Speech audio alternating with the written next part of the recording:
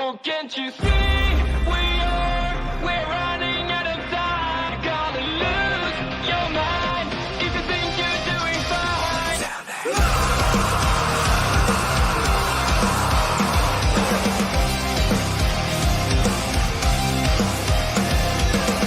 You can't describe it yet, but something is wrong. Where are your dreams now, and why don't you feel strong? Yeah, yeah. Every day, every night you try to find yourself. Don't live your life like someone else. Can't you see we are running out of time? You're gonna lose your mind if you think you're doing fine. Tell me, why do you break all of your promises? I see this emptiness inside of you. Is this your way after all? Don't let them make you feel small. You know this dream's out of yours, and we're running out of time.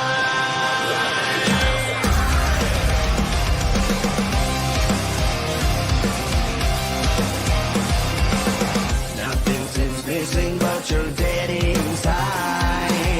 That sounds so much of us, just pretend to be alive. Yeah, yeah. Every day, every night you try to find yourself. Don't live your life as someone else. Can't you see we're running out of time? Gonna lose your mind if you think you're doing fine. Tell me, why do you break all of your promises?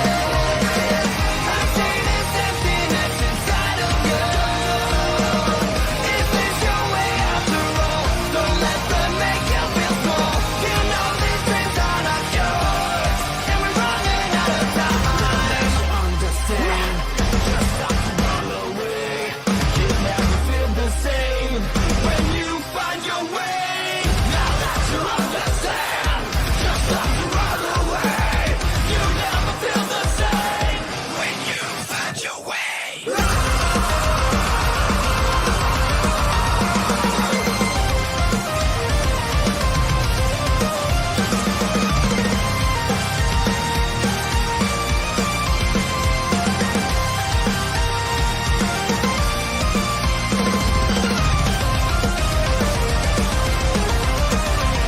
Can't you see we're running out of time? You're gonna lose your mind if you think you're doing fine. Tell me, why do you break all of your promises? I see this emptiness inside of you. Is this your way after all? Don't let them make you feel small. You know these dreams are not yours, and we're running out of time. We're running out of time. You're gonna lose your mind if you think you're doing fine.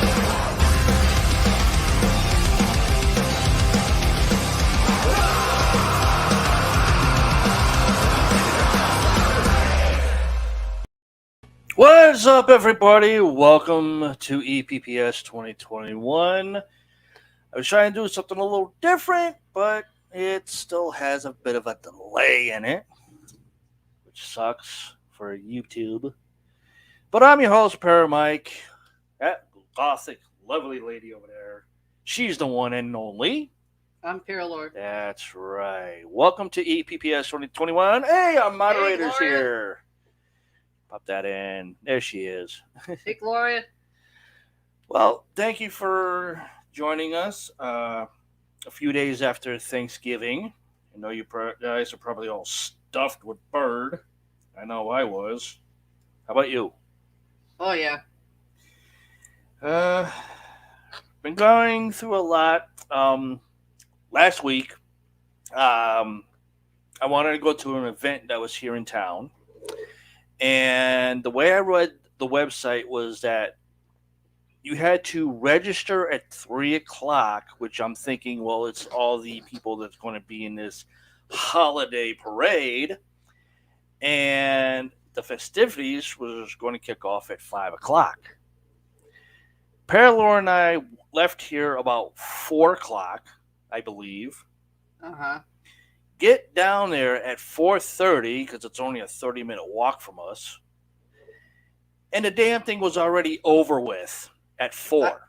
I did say the website could say one thing, but if you want to go down, we should go down early. Oh no, go down at 4. Yeah, because the website said that registration was at 3 o'clock, and at 5 o'clock it was going to step off, according to these idiots, the way they put it. Yeah, no, that did not happen that way. It actually kicked off at 3 and ended at 4. Bastards. Yeah, because the parade is fucking long. I said, why don't we leave it early, about 2:30? But he was playing a video game at the time, didn't want to get off. So technically, that's not really the city's fault. I suggested let's go early. Physically, it is the city's fault, because if you're going to say on their website for the event list of like what's coming through the whole month into next month, if you say registration is at 3 o'clock, that means who's ever going to be in this holiday parade has to register by 3. So from 3 o'clock to the time that 5 o'clock comes around, when it's all supposed to kick off and end at 9 o'clock, how many people would read that and say, okay, well, they got to do registrations for floats and figure out where people are going to sit, if they got, like new police cars, old police cars, vintage style police cars, ambulance, fire trucks, whatever. And then you say, oh, it's all the events are going to kick off at 5 to 9 because the tree lighting would be at the end. Now, a lot of people would think that way, and they will be showing up down there at the time they wanted to go. Yeah, people that aren't from here. And no, that's almost anybody. Because I was even hearing somebody that day when we were downtown said the same thing. And she walked right by me and she was pissed. But she came down there just 5 minutes after we got down there. And it's like, what the fuck? Word your shit right.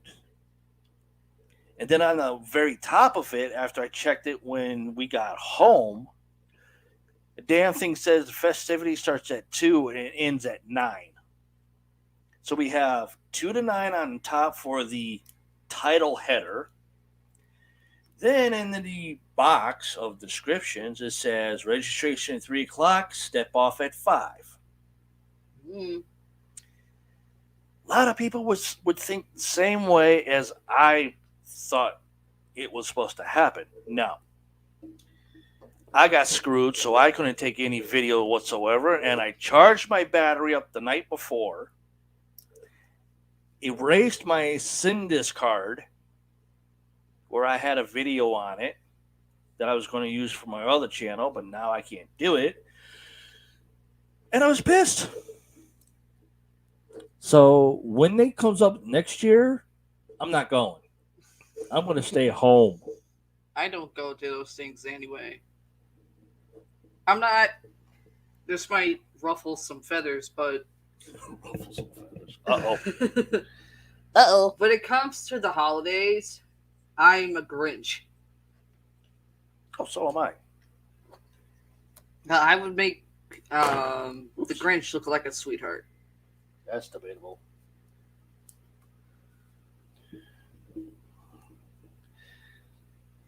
I have my reasons. I already went over that. I'm not saying it again.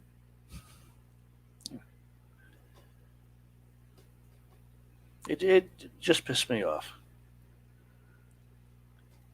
And ever since I put that post out there on Facebook, I've been having a lot of people commenting on it and feeling sorry for me because they thought the same thing.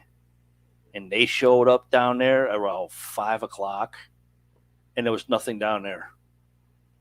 The tree wasn't even lit. No shit. Which is shocking. And then I get another message saying that a few of the people were pissed because they were supposed to be in the parade as well, and they even thought it was supposed to start off at 5 o'clock and end at 9. They got down there as well, and there was nobody around. Hmm. They complained to the events department They don't and care. cussed them out. The events department don't care. I was like, holy crap. And everybody sided with me on it because they were pissed as well as I was. So I ended up D'ing them back, and I said, are you going to do it next year? Or are you just going to say, fuck you and fuck the city for this shit? Because nobody knows what the fuck they're doing. They said, fuck the city. Mm-hmm. They're not going to participate if the events committee can't get the information correctly out to the people that check the events list and reads it thoroughly, but yet they fuck up still. So yeah. And I did try to go back to look for it, and I was going to show you guys, but unfortunately they took it off. Yeah, because they got a lot of people pissed off at him. Yeah. So I was like, ugh. So I can't wait to see what they're saying. It says next year Probably the same thing. for this month, a year later, and see if they put up the same bullshit. And if they do, I'm going to snip it out of my laptop and I'm going to post it and I'm going to say, this information is wrong. Do not follow it. These idiots don't know what the fuck they're typing. Grammar and spell check, bitches. But that's my rant for the day. But on the other notes, I am working on my other channel, which will be out soon. I just created a new intro, and I was going to put it up here, but I unfortunately can't do it. It's a little too big. So I have to go back and trim some stuff out of it in order to work it. And I've also been doing a lot of research on how to get YouTube and StreamYard to actually work correctly without being an 8-second delay for startup. And I was just checking that a few seconds ago, and now I know why YouTube and StreamYard are not working correctly. Mhm. According to the information I got, is that YouTube uses an RTMP address. Mm-hmm. StreamYard has that type of connection into its program for whether you're on basic or the pro plan, which we can't afford yet. No. I can't even get a green screen yet. But according to that information, I have to reset up YouTube and StreamYard together as an RTMP, which that's going to be fun. Yay! That means I have to do it to my other channel as well. Great. But I don't know if I want to use YouTube for my other channel at all, but I might use something else. I'm not sure. I have to test it out. But anyways, we got some news. Yep. I have one that's I didn't know about because I didn't see it through the internet news until just recently. And I didn't know this actually happened. So I'll get to that soon. I got like 1, 2, 3, 4, 5, 6. I got 7 windows up so far. I have a few others in my email that I have to get to. But yeah, it's going to be good.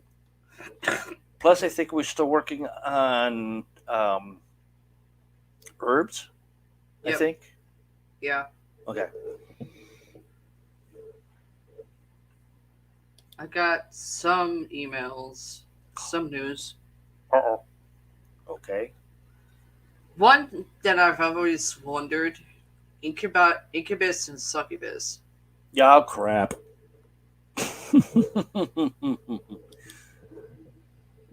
The Are one that they, Zach Bagans has a problem with trying to decipher.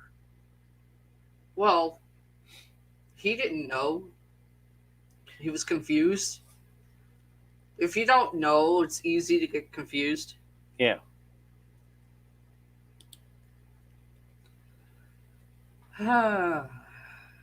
Incubi and succubi, crushing nightmares, and sex craving demons. Kinky. Imagine you suddenly awake at night. You feel a sense of panic when you realize that you cannot move. Fear increases when you sense another presence in the room with you. You gasp at breath, but feel like getting closer and closer. As your chest tightens, you struggle to move and try desperately to cry out for help, but there is nothing you can do. The terrifying creature begins to crush you.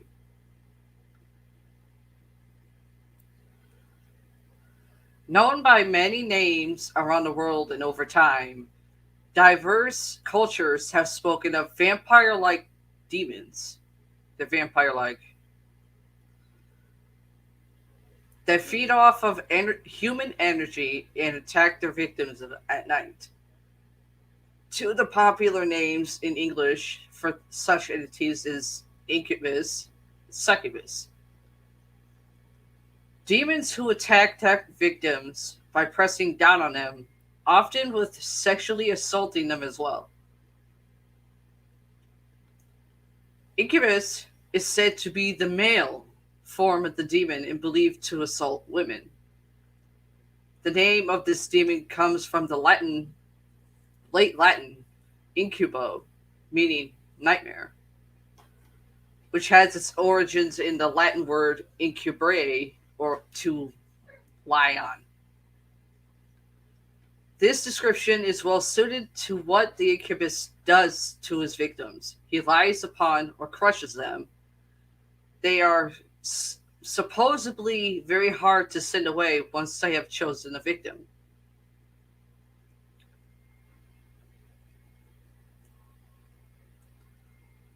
These demons supposedly can shapeshift, so their appearance differs, although they are often said to look human like. That has been said that incubus may be especially physically attractive for their victims.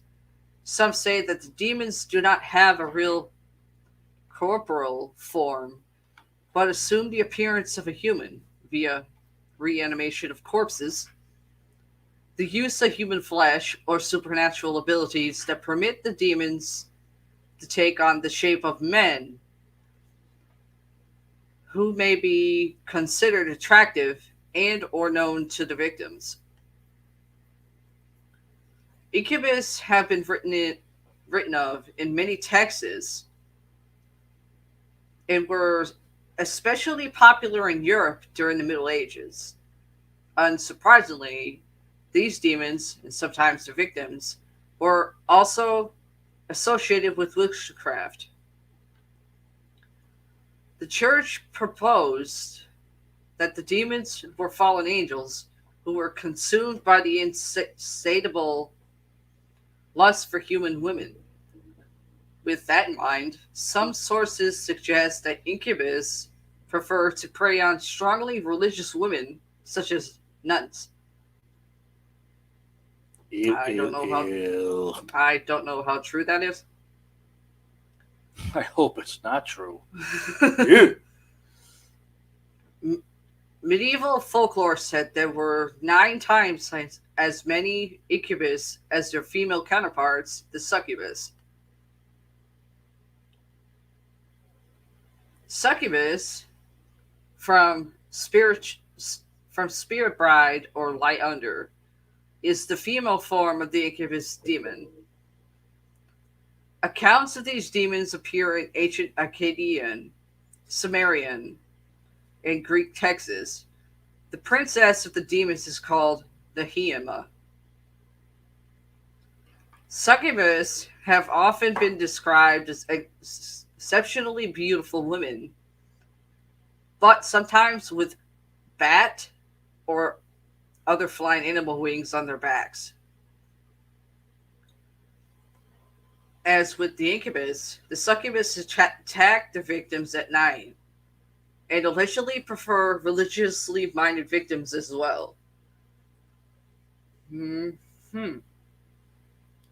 Where's Egon Spankler? You need him. The succubus seek out sleeping men and are said to drain them of their blood, breath, life energy, and semen. Even until the point the victim could die.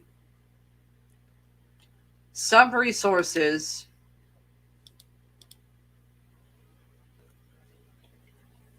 where the fuck did it go? Uh-oh.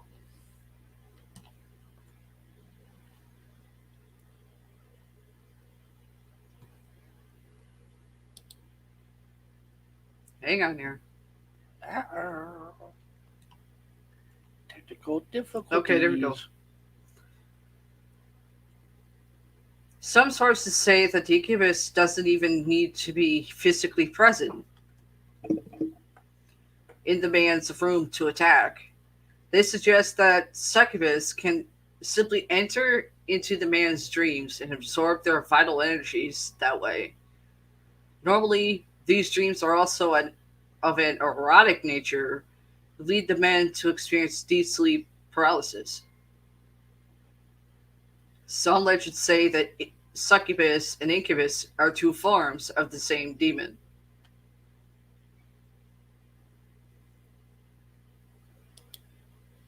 Which probably would explain why Zach got confused. Yes. Since you just said that. So now that makes a little bit more sense to me.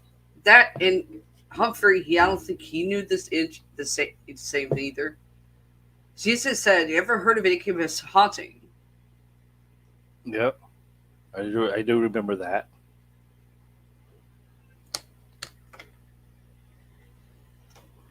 Of course, Humphrey's dead now. Yeah. There's something in here that wants to have sex with you. Please tell me it's not you. The look at Zach's face when he turned his head slowly, it was like fucking priceless. I was like, holy shit. That was priceless. There's another one on it. Oh.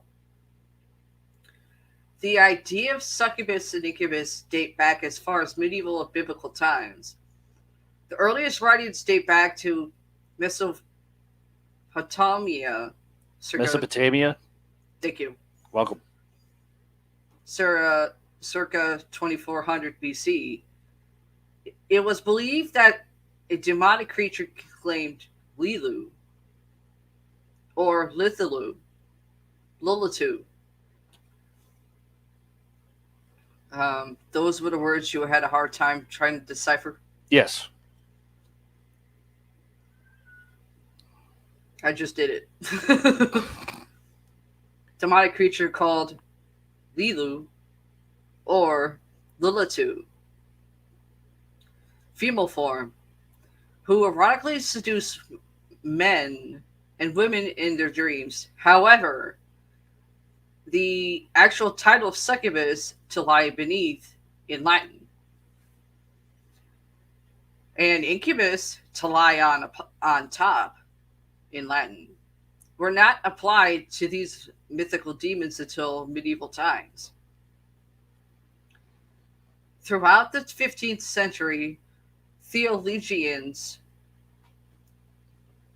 are documented as having discussed these demons in hopes of determining the origins of these disturbing night-prowling deviants. Succubus and incubus are one in the same. They're the same thing. they can switch genders. How- So technically, A metamorphosis hermaphrodite, I believe, is the correct Scientology term or scientific term. Sorry. Yep. Um, throughout the history, it's been believed that the succubus would come at night and would sexually attack men in their sleep, retrieving their semen. They would then transform to their incubus form. They would then transfer the sperm to women in their sleep and impregnate them in the hopes of the woman bearing the gifted child called Cambion, thereby deceptively spreading their species into humankind. These creatures can allegedly drain energy, blood, and life from humans to strengthen itself to continue its purpose.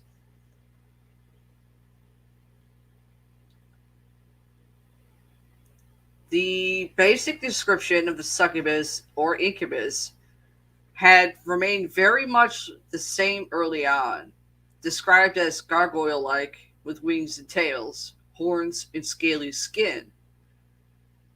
As time evolved, so did its description.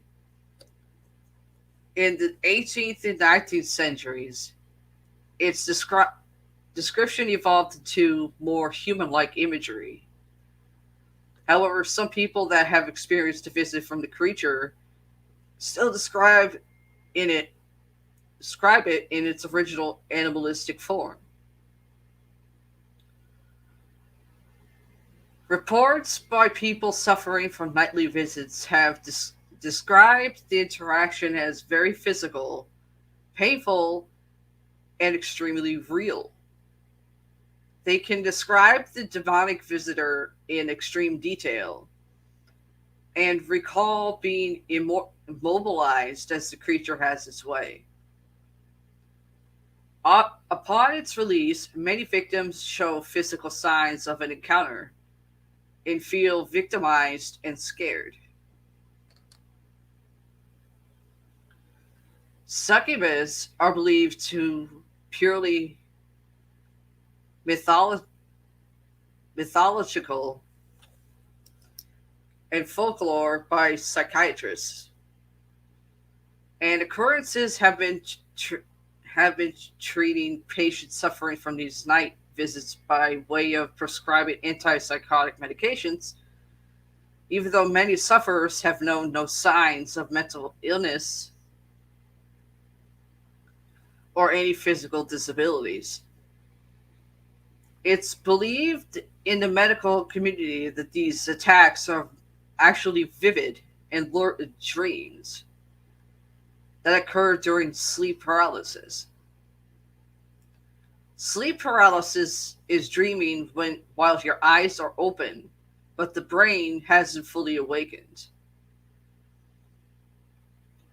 The reality of these entities is still heavily debated within the scientific, psychological, paranormal, and spiritual communities. If you are someone who believes in they are suffering from the effects of succubus, incubus, I recommend you seek out a certified demonologist or priest.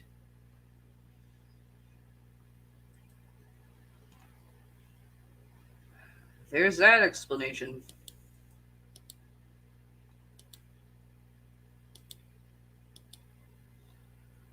Let's see, what else do we have here?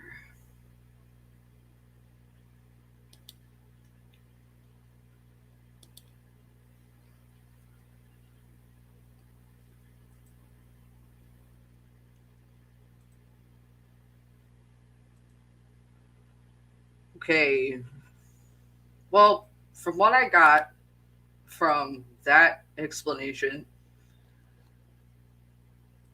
I've always said it before as a joke, but in reality, it's not really a joke.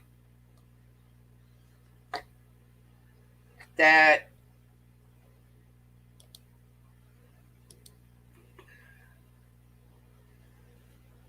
the incubus and succubus are the same thing. They're transgender. One is a female, or one is a male, then turns to a female. So it's a transgender spirit. Yeah.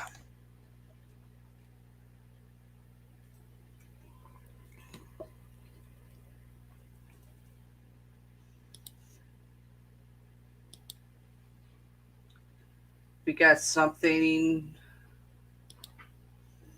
on actual vampires. Fact, fiction, and folklore. Vampires are perennial favorite around Halloween, which just passed. But they can be found year long in movies and on television, in books, and on blogs. The public's thirst for vampires seems as endless as vampires' thirst for blood. Modern writers of vampire fiction, including Stephanie Meyer, Anne Rice, Stephen King, and countless others, have a rich vein of vampire lore to draw from. But where did the vampires come from? The most famous vampire is, of course, Bram Stoker's Dracula. Though those looking for historical, real Dracula often cite Romanian prince Vlad Tepes from 1431 to 1476, after which Stoker is said to have modeled some aspects to his Dracula character. The characterization of Tepes as a vampire, however, is a distinctly Western one. In Romania, he is viewed not as a blood-sucking sadist, but as a national hero who defended his empire from the Ottoman Turks. The vampires most people are familiar with, such as Dracula, are reverends. Human corpses that are said to return from the grave to harm the living. These vampires have Slavic origins, only a few hundred years old. But other older versions of the vampire are not thought to be human at all, but instead supernatural, possibly demonic, entities that did not take human form. Matthew Beresford, author of From Demons to Dracula, the creation of the modern vampire myth,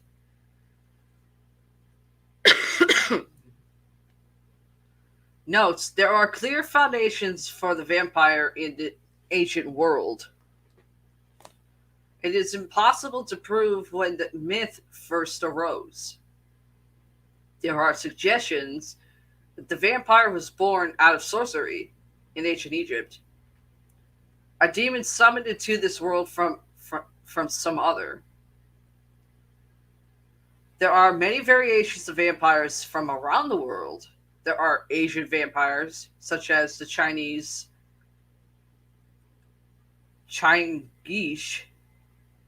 Gishi. I know I butchered that one. Evil spirits that attack people and drain their life energy. The blood-drinking, wrathful deities that appear in the Tibetan Book of the Dead, and many others. Identifying vampires. While most people can name several elements of vampire lore, there are no firmly established characteristics. Some vampires are said to be able to turn into bats or wolves. Others can't. Some are said not to cast a reflection, but others do. Holy water and sunlight are said to repel or kill some vampires, but not others. The one universal characteristic is the draining of a vital liquidy bodily fluid, typically blood. One of the reasons that vampires make such successful literary figures is that they have a rich and varied history of folklore. Writers can play with the rules while adding, subtracting, or changing them to fit whatever story they have in mind. Finding a vampire is not always easy. According to one Romanian legend, you'll need a 7-year-old boy and a white horse. Yeah, that is a legend of Romania. The boy should be dressed in white, placed upon the horse, and the pair set loose in a graveyard at midday. Watch the horse wander around, and whichever grave is nearest the horse when it finally stops is a vampire's grave. Or it might just have something edible nearby. Take your pick.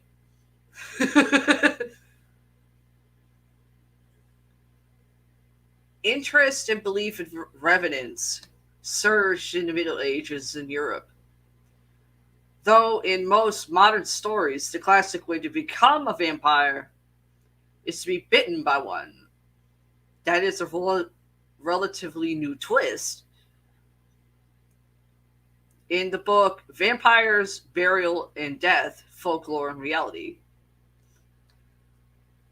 folklorist Paul Barber noted that centuries ago, often potential revenants can be identified at birth, usually by some abnormality, some defect, as when a child is born with teeth.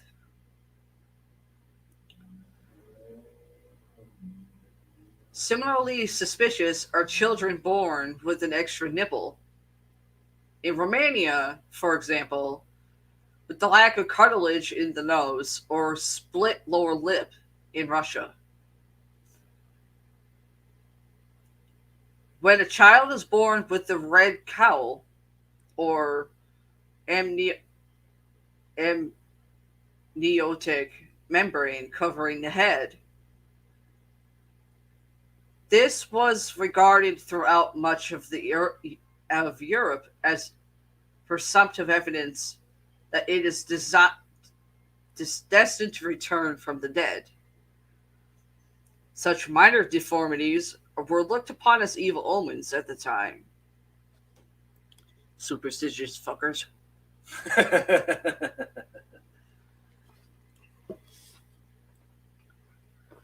The belief in vampires stems from superstition and mistaken assumptions about post-mortem decay.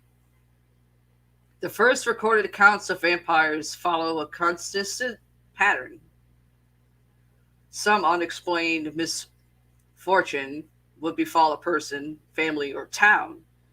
Perhaps a drought, dried up crops, or an infectious disease struck. Before science could explain weather patterns and germ theory, any bad event for which there was not an obvious cause might be blamed on a vampire.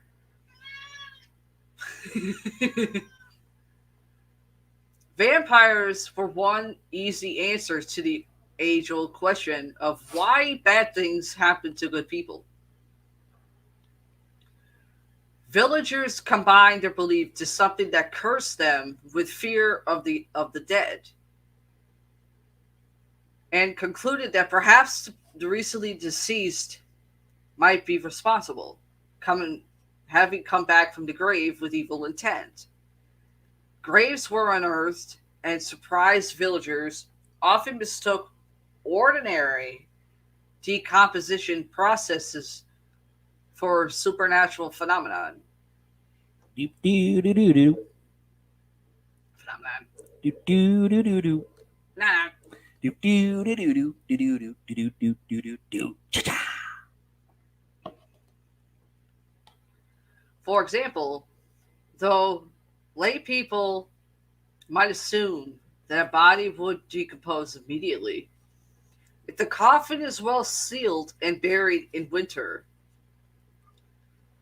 putrefaction might be delayed by weeks or months. Intestinal decomposition creates bloating, which can force blood up into the mouth. Hope nobody's eaten yet.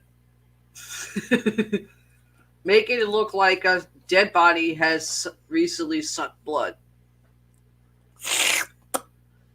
These processes are well understood by modern doctors and morticians, but in medieval Europe were taken as unmistakable signs that vampires were real and existed among them.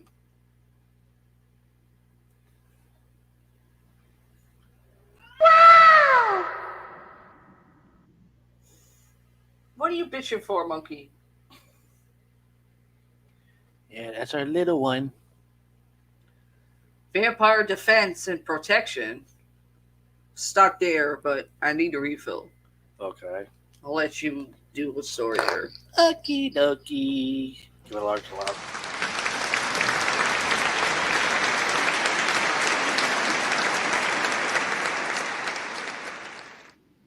Yeah, she'll be back. I got a story, like I said in the beginning. Why am I echoing? Um, this happened in Ontario, which is kind of strange for me. Eerie green fireball detected hours before smashing into Lake Ontario in the dead of night. And I have no clue why I am echoing, but oh well. At 3:30 a.m. in the morning, Eastern Standard Time on November 19th, the day I got screwed, a bright green fireball streaked through the sky over the northeastern United States and southeastern Canada. Witnesses reported seeing a helicopter like object cruising silently through the air before lighting up huge swaths of the night like an enormous lightning bolt. After about 10 seconds, it was gone. Uh-oh. Sounds like something you would get out of Ghostbusters. This fireball was a small meteor detected by astronomers just 3 hours before it tumbled through Earth's atmosphere, caught fire, and broke up into hundreds of pieces. Most of those pieces likely smacked straight into Lake Ontario through some small chunks may have impacted land on the lake's southern shore, according to NASA. 7 observatories, around the world watched the meteor make its early morning death dive, and at least 59 people in New York, Maryland, here in PA, and the nearby province of Ontario, Canada, reported seeing a fireball on the International Meteor Organization's meteor watching database. Did not know we had one of those. One witness, Derek Bowen of Bradford, Ontario, a town located about 60 miles or 97 kilometers west of the New York border, managed to capture the fireball's descent with a GoPro camera set to automatically record the sky at night. A spectacular 30-second exposure of the sky shows the moment the meteor soared overhead, with the rock's bright green trail plunging down towards the earth and lightening up the clouds around it. Another camera set outside the nearby CN Tower, a 1,815 foot tall, 553 meters, if we have any Canadian listeners, communications tower in Toronto also captured the meteor's bright passage across the sky. Which there is a video from them, but I can't play it here because I'll get a copy strike. Fireballs are exponentially bright meteors that typically originate from asteroids or pieces of comets that orbit the sun, according to NASA. The November 19th fireball, now officially named 2022 WJ1, was likely a small asteroid measuring no more than 3.2 feet, 1 millimeter in diameter. When space rocks like these enter Earth's atmosphere, they heat up and slow down from the intense friction, producing a visible wake of fiery light behind them. Depending on a meteor's composition, it may also glow green as it tumbles to its doom. Fireballs are generally considered to be harmless. At most of their pieces burn up in the atmosphere before impacting Earth. However, there's the however. There may be some rare exceptions. Really? On November 5th, a man in California claimed that a fireball set his house on fire after it appeared in the sky moments earlier. There's something I didn't hear about before. And this is just 5 days into this month.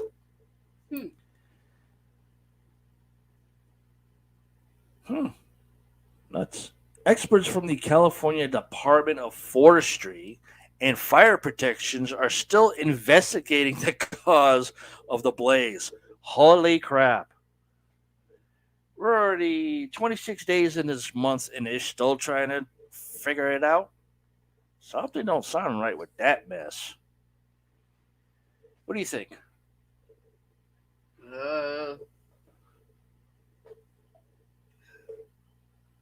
I'm lost for words. I mean, we're 26 days into this month. And this happened on November 5th, where this guy's house got set on fire by a fireball. How high is this guy's fucking home? I don't know. Outside of how high was this fucking oversized ball of fire in Earth's atmosphere? Because that's something I've never even heard of. I mean, I understand if it crashed into your home and it was on blaze. I could understand that. There's no investigation. It's right there.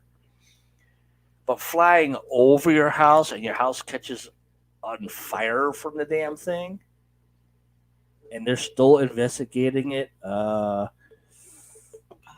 are stupid. 12, let's see. 21 days later? Slow thinkers. Yeah. Slow investigators is more like it. Oh my gosh. Exactly. What the hell? All right. That was the thing that caught my eye. That was my first story that caught my eye. I was like, what the hell? Okay. But then it said our state in it, and I was like, wait a minute. When the hell did this happen? Because there was no story about Oh, flaming fireball, green going over Pennsylvania. Excuse you? And nobody made a comment on it. No news outlet around here caught that shit. Are you kidding me? Okay. I don't Back. know. All right, back to Paralord. Back to You know, vampire defense protection. The best way to deal with vampires, of course, is to prevent them from coming back in the first place. A few centuries ago in Europe, this was often accomplished by staking suspected vampires in their graves. The idea was to physically pin the vampires to the earth, and the chest was chosen because it's the trunk of the body. This tradition was later reflected. I gave him his cow. He's probably done. Was later reflected in popular fiction depicting wooden stakes. I don't know if that was Monkey or Gizmo running in that fast. All I saw was a black and white butt. I don't know. Dispatching vampires. There was no particular significance to using wood. According to folklore, vampires, like jinn or genies, and many other magical creatures, fear iron, as an iron bar would be even more effective than a wooden stake. Other traditional methods of killing vampires include decapitation and stuffing their severed head's mouth with garlic or a brick.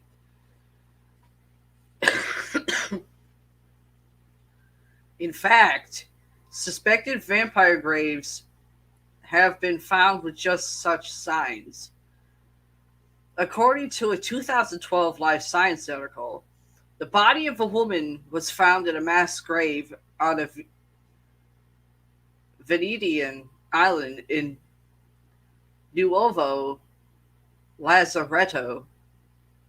Suspecting that she might be a vampire, a common belief became at the time.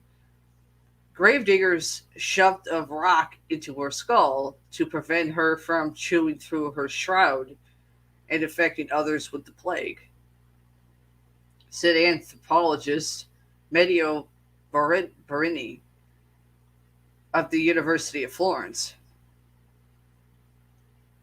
Other researchers later challenged this interpretation and suggested that the brick may not have been placed in the mouth after all, but instead with one of many bricks surrounding the body that merely fell there after burial.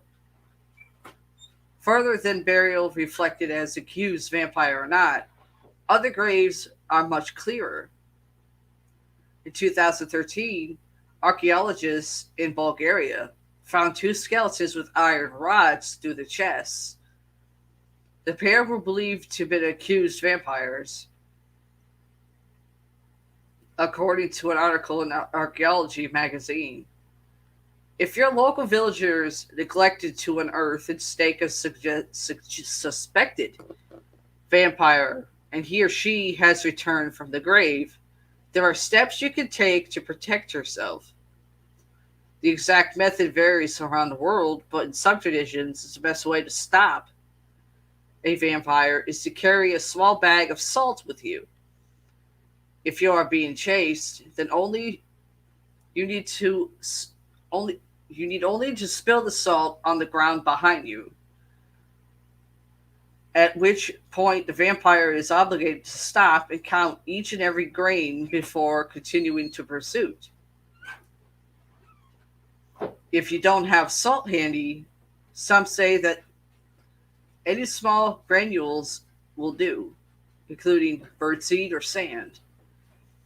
Salt was often placed above and around doorways for the same reason. Some traditions hold that vampires cannot enter a home unless formally invited in. This may have been an early form of modern stranger danger warnings to children. scary reminder against inviting unknown people into your house. Yeah, I could see that as a method. Yeah, Real vampires. I was in the restroom and I heard you say salt bags. I'm like, what? Salt bags? What is that going to do to them? Nothing. They might end up licking that shit up or something. Oh, white stuff. No, you can't do that. You got to start it. It's cock. Come on. Real vampires. There are, of course, a few truly vampiric animals, such as including leeches, lampreys, and vampire bats. I got one. Don't see her flying around much. It's too cold. She likes the cold. Yeah. So doesn't my brother's bat. You see him flying around half the time. Yeah, half the time. And in all these cases, the vampire's intent is to draw enough blood for sustenance, but not enough to kill the host. But what about human vampires? There are certainly many self-identified vampires who participate in Gothic-inspired subcultures. Some host vampire-themed book clubs or secret bloodletting rituals. Others wear capes or get vampire fang dental implants. I wish. Father Sebastian. It's all frightening and fun, but blood drinking is another matter entirely. The problem that blood is toxic because it is so rich in iron. Yeah, what's my problem? Because the human body has difficulty excreting excess iron, anyone who consumes blood regularly runs a real risk in hemochromatosis, iron overdose. I didn't know there was such a thing. I didn't know either. Wow. Which can cause a wide variety of diseases and problems, including liver and nervous system damage. In one form or another, vampires have been part of human culture and folklore in different forms for millennia, and the bloodsuckers show no signs of going away anytime soon. I'm disturbed? Okay. No, not disturbed. Kind of just wondering, okay, the blood being rich with iron, then why do I have a problem maintaining it? That's a really good question. But yet, we still can't get the fucking answer. Which is another thing. I mean, I've stated this before. I'm an empath, but at the same time, I'm also an energy vampire. Mm-hmm. Where I can give energy, I can retrieve energy. I don't normally retrieve energy, I just give it. Right. But kind of brings me back to the question that my brother Alex said to me years ago, back in 2008, when I started having problems maintaining iron. Mm-hmm. Going, maybe you have something attached to you that's draining it. I said, yeah. What book are you reading? Literally. What movies are you watching? Because I don't want them. Yeah, that was like 14 years ago, I believe, if my math is correct. Yeah. I mean, well, Richie thought the same thing, but he didn't want to say it. I think he had something else in his mind for questions, but couldn't come up with the right answer nor how to approach you of it, which is way different than what Alex did. Yeah, I know. Alex, he was heavy. He was really heavy with many different things with the occult. Mm. Um, I mean, he gave that as an idea, and I said, um, "We're both it obviously because of Dad and our aunt. We're literally born into what is considered an occult. Mm-hmm. We are witches. I practice differently than you and Richie do. Yep. Of course, me and Richie we practice very similar. Almost. Almost similar. Yeah, I'm sure he would agree with me if he was on, but He's not on. I know. This time of year, from what he explained to me, he barely has any time to talk to anybody. I know. I'm still waiting for a reply back. But I yeah, messaged him on Thanksgiving that he saw the message, but he didn't answer. He because probably saw yours and like, oh, okay, they were yeah, both fine. yeah. But it's just confusing to me still that 14 years later, you're still having this issue. Yeah, None of the doctors can figure it out whatsoever. And you just had one, what was it, Wednesday or what? Tuesday? What? Wednesday or Tuesday, I can't remember. That appointment that you had Oh, over here at the local hospital. um, it was Tuesday. Tuesday, yeah. Tuesday, she had to go to the outpatient testing facility at the local hospital, and it was ridiculous because we had to be there like 11:45 in the freaking morning, which was Better nuts than a as is. fucking. Better than a 6:30. True, but still, 11:45 we had to be there, and her thing wasn't until 2. And as far as I was told, and Parallel was told, it was only supposed to take a half hour. It took me early. Yeah, I know. They took her in early and everything, but they said it was going to be about a half hour. Okay, cool.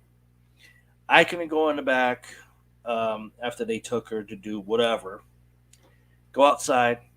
I'm like looking at the time on my phone. I'm like, shit, she's going to need a soda when she gets the fuck out of this building. Walked over to Walgreens, bought her a soda, bought myself an Arizona fruit punch tea, pay for it, leave the store, walk back onto the hospital property in the sun, of course. Shade was too damn cold. Pulled out her cigarette, just lit it, and the next thing I know, bring!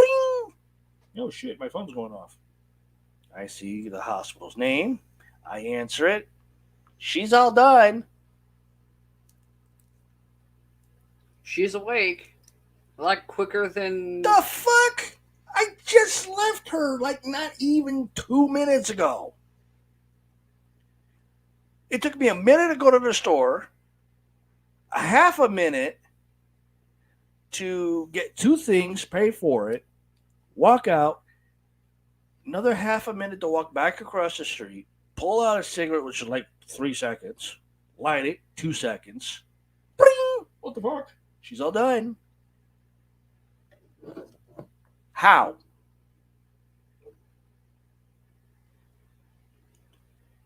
And then her doctors explained to me what the procedure was, what they did, yada yada yada, what she has, which still blowing my mind a bit. No kidding.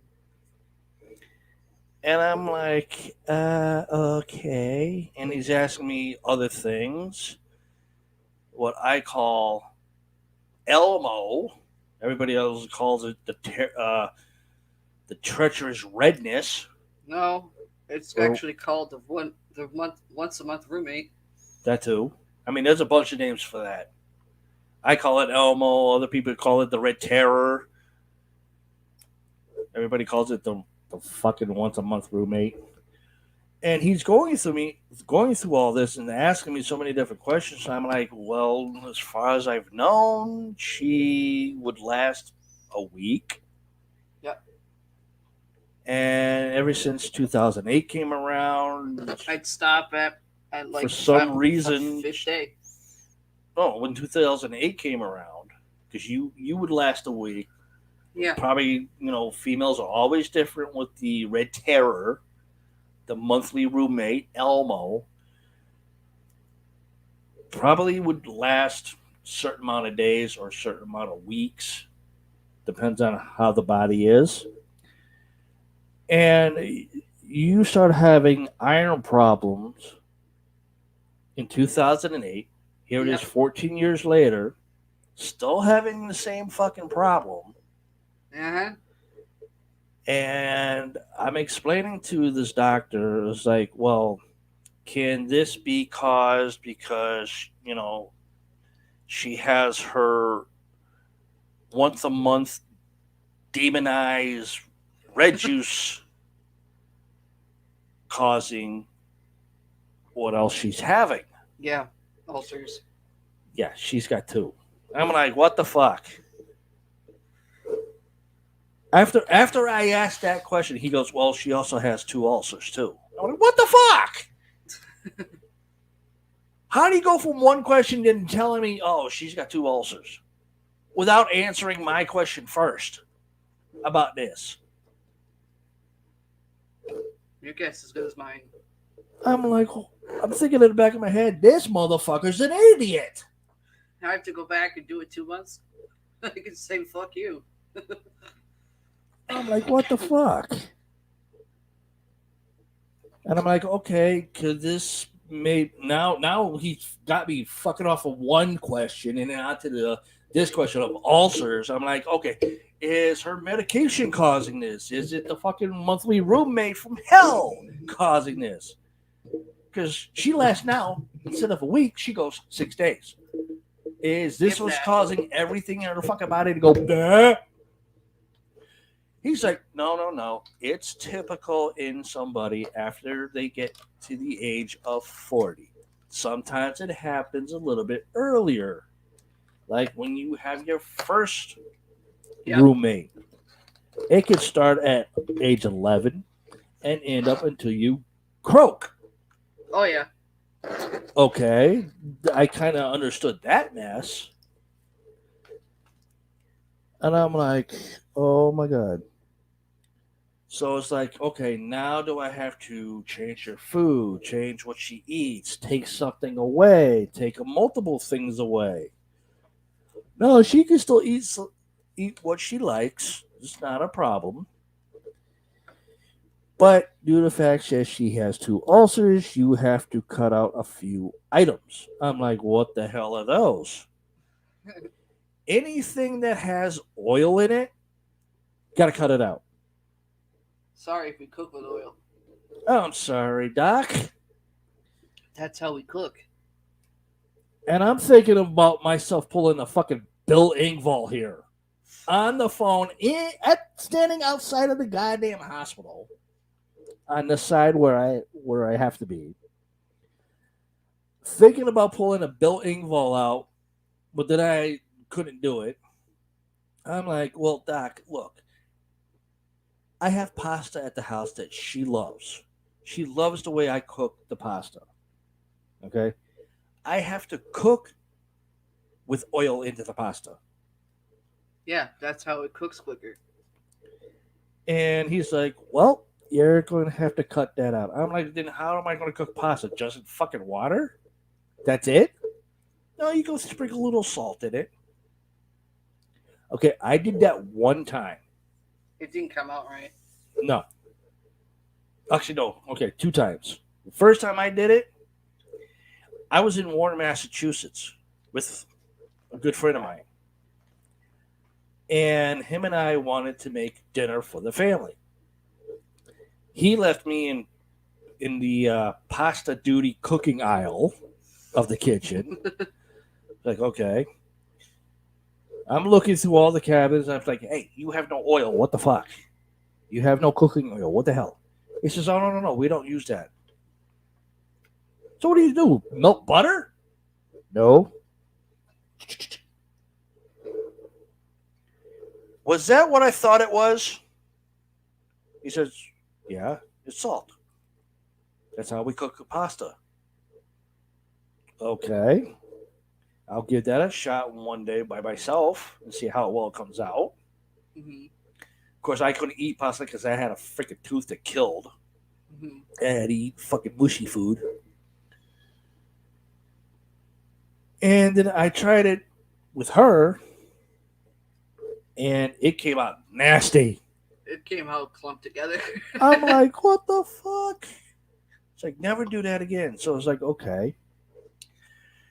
No oil to cook pasta. Then I thought, well, let's see. Butter has oil in it. Yep. She's going to have to stop using that. Sorry, that's how things get flavored around here. I'm like, what else, Doc? What else can you possibly piss this woman off now to get me into the fucking doghouse for the rest of the fucking year or my life? What's next on the list? She's got to cut soda. Yeah. Doc, I'm sorry, but you do know she is hypoglycemic, right? If I take away her soda, It's not free. she's going to be back here admitted into the hospital and probably on a fucking respirator. What the hell was that? Was that your phone vibrating again? No, my phone's off. What the hell was that vibrate then? I don't know. Wasn't that? I got all the volume and everything on my phone off. Not that one. What the hell was that vibration then? I don't know. All I heard was. Brr, brr. No, my phone's sound and everything is off, including vibrate. And then, okay, let me get back to this. And I'm like, oh, God, what the fuck am I going to do? It's like, I'm going to need a list here. So I said, okay, Doc, I'm on my way back up the stairs. Or elevator, whichever one. Click, put it away. Just walk it in. Like, oh, shit, this is going to suck. You better give me a list of shit she can't have and can have. So I go in, walking down this long hallway. Get to the elevator, push the button. Boom. Doors open. I walk in. I hit the button to go up. What the fuck? Boom. I get out. I sit down. Sweet old lady with a cane gets a phone call and says, "Is Mrs. Lynch's husband up there?" Poor woman. God bless her soul. She's like, I haven't seen him yet. And I'm sitting right there. She saw me walk in, which is funny because she's got glasses. She comes out. She just keeps on walking. She goes to the other waiting room. She comes back in. She looks at me and says, are you Mr. Lynch? I'm Mr. Lynch. I'm not Mrs. Lynch. She's back there. So she says, come on. She walks me through the first doors. She couldn't go past the second doors because she's only a volunteer. Excuse you. If you're a volunteer, you can go all the way back in the other areas. So she says, go through these doors, take a right, go down a little bit, and take a left. She's in bed 18. Thank you. I'm walking. do the corner, do the other corner. Perfect shot at her. She's just like, I was pissed. she looked like a zombie pissed off, but more tired than anything. This lovely lady, and I swear to God, I thought she had way too much caffeine or she was in some type of fucking hyper pill because I barely heard what the fuck she said. She's like, did fucking gremlins come into this hospital on this side of the whole building now? Being nurses? So she's telling me everything and is like, okay. I'm like, well, the doctor told me that I have to cut a lot of food out, a lot of stuff that I cook with. Is there a list I could take home with me to figure out, okay, what she can't have and what she can have? And especially in cooking? Oh, I'm sorry, but we don't give that out. We don't give that information out. Okay, I know it's 2022. And I know that every hospital that I've gone to where they tell me I have to cut out certain shit, they give me a list. Are you telling me that this hospital has no nutritionist program to give out information of what people can have after they leave the hospital and what they can't have when they leave? No, sorry, we don't have those. It's never been a thing in the hospital franchise. So we're going to have her get dressed. We need you to stand downstairs and wait for us, and I'll bring her down. Okay. Walk all the way back up, go downstairs. I'm just standing there. And I'm like, what the fuck do I do now? I'm fighting with myself at this point. So she finally comes down. She's in these pushed wheelchair, whatever thing you want to call it. And I could see the freaking flames in her eyes. I'm just like looking at her. I'm like, this is gonna be fun. Fucking smoke coming out of her ears and everything. You can see her veins in her arms just like popping through the sweatshirt that she was wearing. I'm like, oh shit. This is not going to be kosher. Then I have to FBM her brother, my best friend and brother-in-law, and explain all this to him. And I'm still waiting for the reply back. And I know it's not going to be pleasant. I can already tell he's worried. I can feel it. But yet, yeah. Well, I'm stuck between a hard place and a hard place with no exit. Well, the ass of her cigarette got stuck in her mouth. If you were all wondering. Well,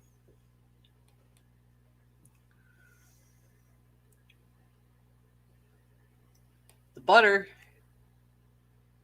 I still have. Yep. Soda.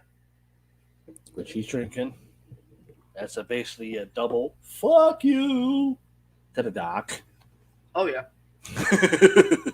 Well, the reason I was pissed off and cussing at the nurse because when she was taking the IV out, you're supposed to do it gently. No, she just rips the whole thing right out. Yeah, that's how they do it. So they can catch the blood, so it doesn't all over the place. I know that, but the way she did it, she could just like... Because every time I have an IV in or an IV is getting taken out, it's very gently being taken off because of the tape.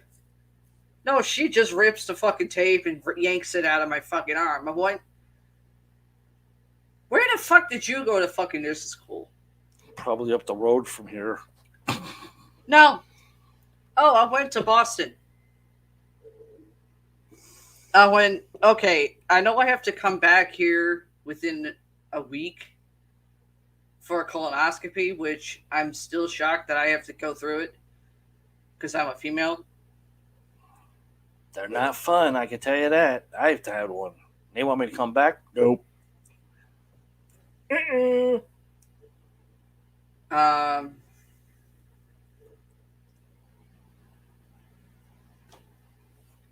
I go, since I have to come back here in a week for a colonoscopy, if the nurse that I get yanks the fucking IV out of my arm again, I'm punching the bitch in the face. And I'm looking right at the nurse when I said it. I never had an IV after I mean, I had an IV to take the thing, go in for a colonoscopy, but when I woke up, I didn't have an IV in me. I don't know. I just Like had I some said- old lady yelling at me, "Wake the fuck up!" Like, what the fuck, bitch? Everybody's different with the knockout shit. And I'm still fucking arguing with, playing literally phone tag with the fucking Valley Gastro up the road from us. They're supposed to send in a prescription for the colonoscopy stuff that I have to take. The stuff that cleans the shit out of you. And my pharmacy has even tried getting a hold of them, and we're not getting nothing. Nope. And I got a call yesterday from someone letting me know that the call time is between 2 and 4 on the 1st, which we'll have to be getting up really early and out getting shit done and back home before noon. We may not even be sleeping in order to do that.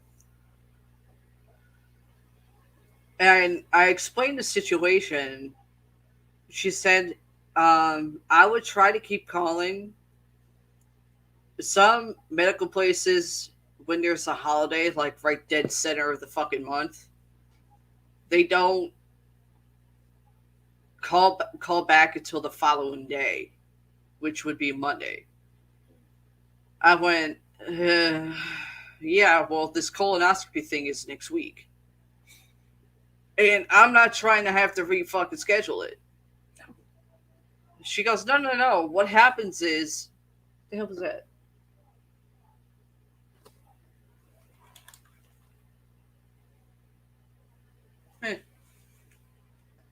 Anyway. And I'm not trying to have to reschedule it because Valley Gastro isn't answering the phone or sending in the prescription that I need. She said, well, we have had people still go through the colonoscopy even if they don't have the stuff already out of their system. If anything, if it comes back into consistent, we'll probably have you do another one, which I'm not too happy about. Let's see. Sorry, folks. Things out here in our studio is what? Oh, it's our neighbors downstairs. People were wondering the muffled yelling. That's our neighbors downstairs. Mm-hmm. Now we're gonna go to. Let's see, do I have anything else?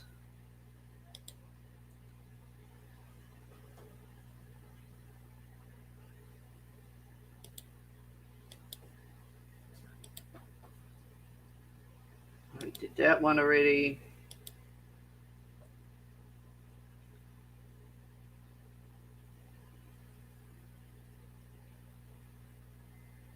Yep, I got. That's all the stories I got for now. Wow. So we're gonna do some herbs. We're starting with in the pea category.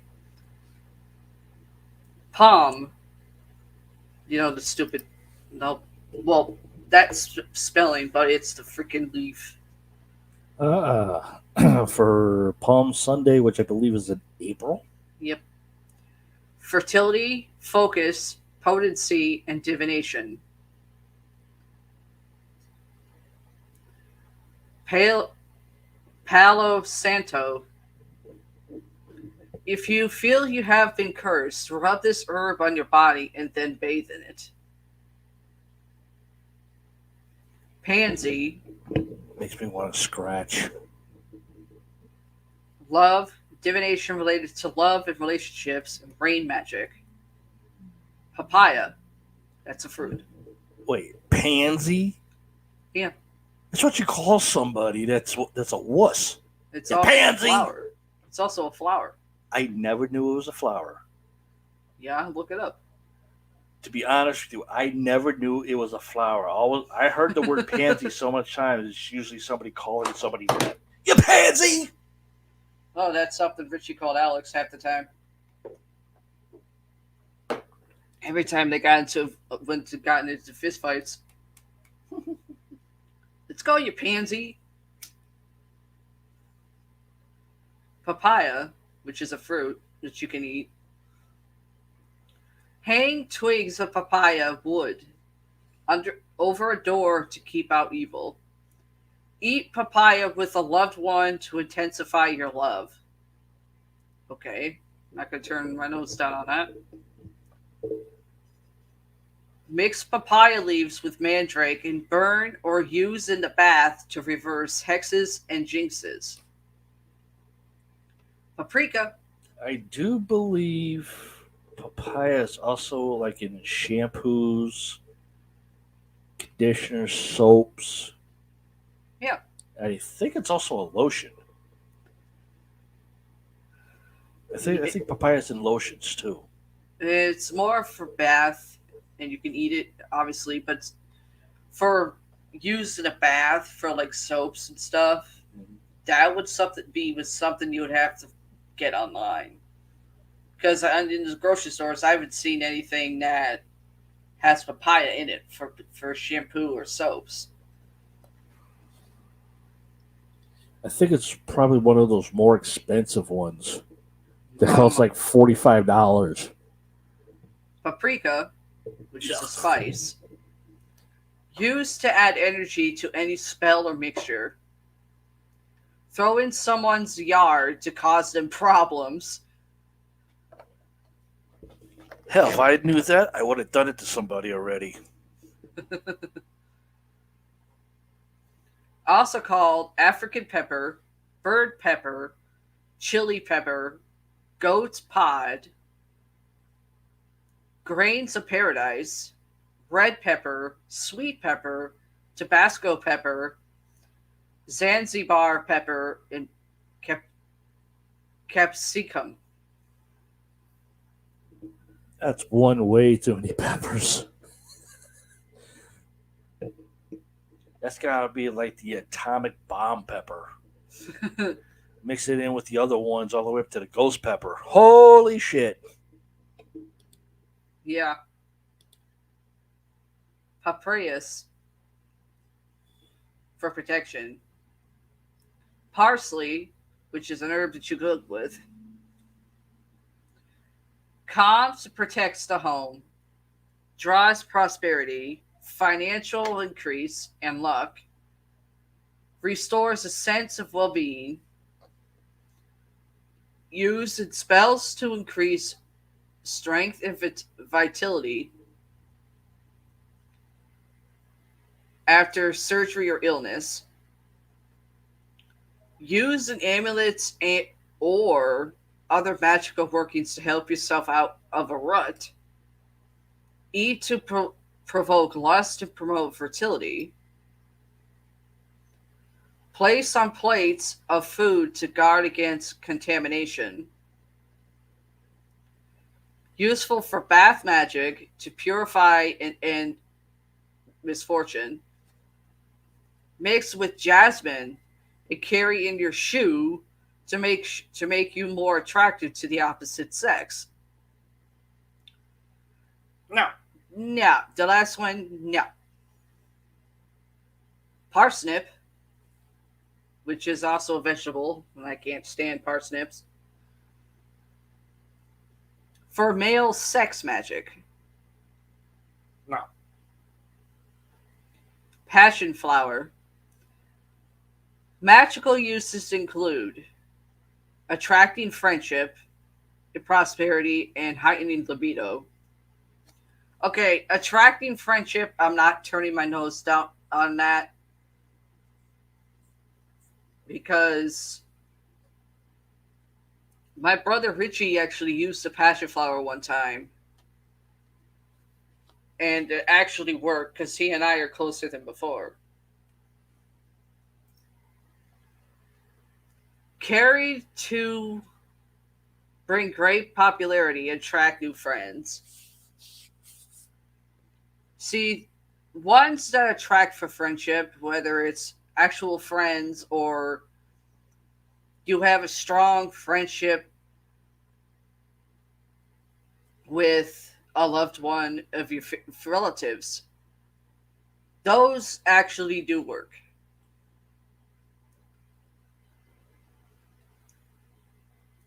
Placed in house to calm trouble and arguments and bring peace. Used as a wash to diminish disagreements and stress. Place beneath pillow to promote sleep. Bathe in infusion of passion flower for 5 days to attract the opposite sex. No. Also called passion vine, grenadilla, maroc, maypops, purple passion flower, grenadilla, patchouli. Now, passion flower, that's in just about fucking anything. It's an actual flower where you can use the petals as well as the stem or the whole fucking flower.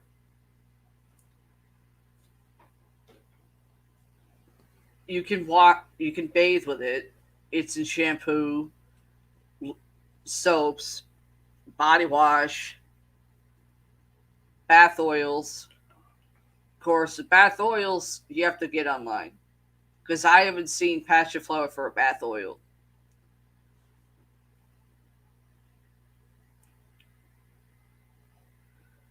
Patchouli used in spells, satchels, baths, and mixtures for money and luck and love.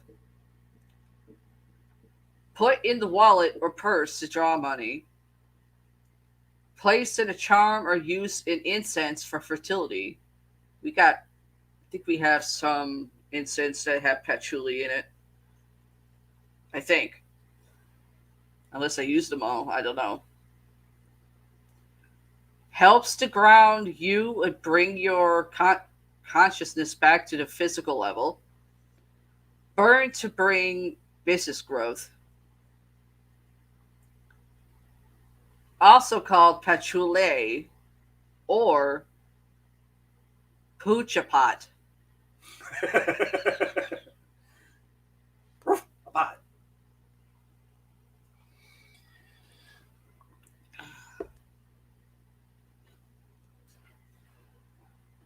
Pay Diarco. Magical use is for the ritual healing of severe diseases. It's not a myth.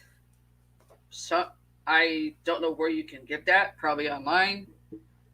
If you believe that works, give it a shot. Also called Lapacho, Tahibu, or Peo Draco. Darko. Spell it, I'll look it up. PAUD, little squilly thingy. Squiggly thingy? Something like this? No, the sort of like apostrophe if you're trying to do S's. Okay. ARCO.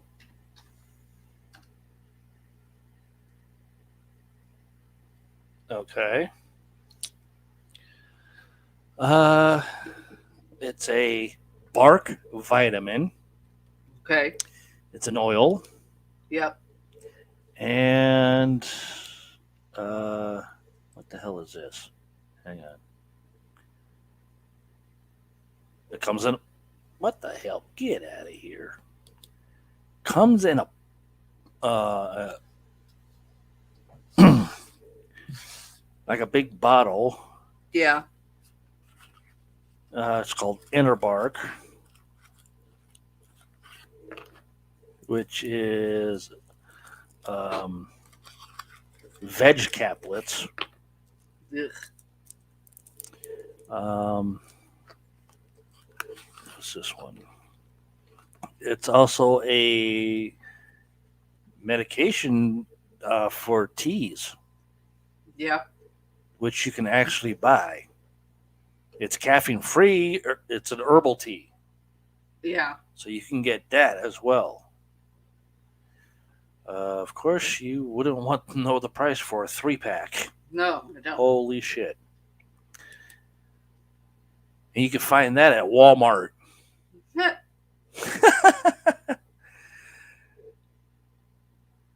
Okay. Holy Peach, crap! which is a fruit. Fertility, love, and wisdom. Character name in Mario. Hmm. Eating peaches induces love. Wear a peach pit, which would be the, It's like an oversized seed. yeah, to keep away evil. That's more of a folklore. Yep. Carry peach wood for longevity. Use peach pits or dried fruit in amulets and satchels for fertility and love. Pear, another fruit. Lust and love. Eating pears seduces love. Use dried fruit in amulets and satchels for love and lust. Pearl moss.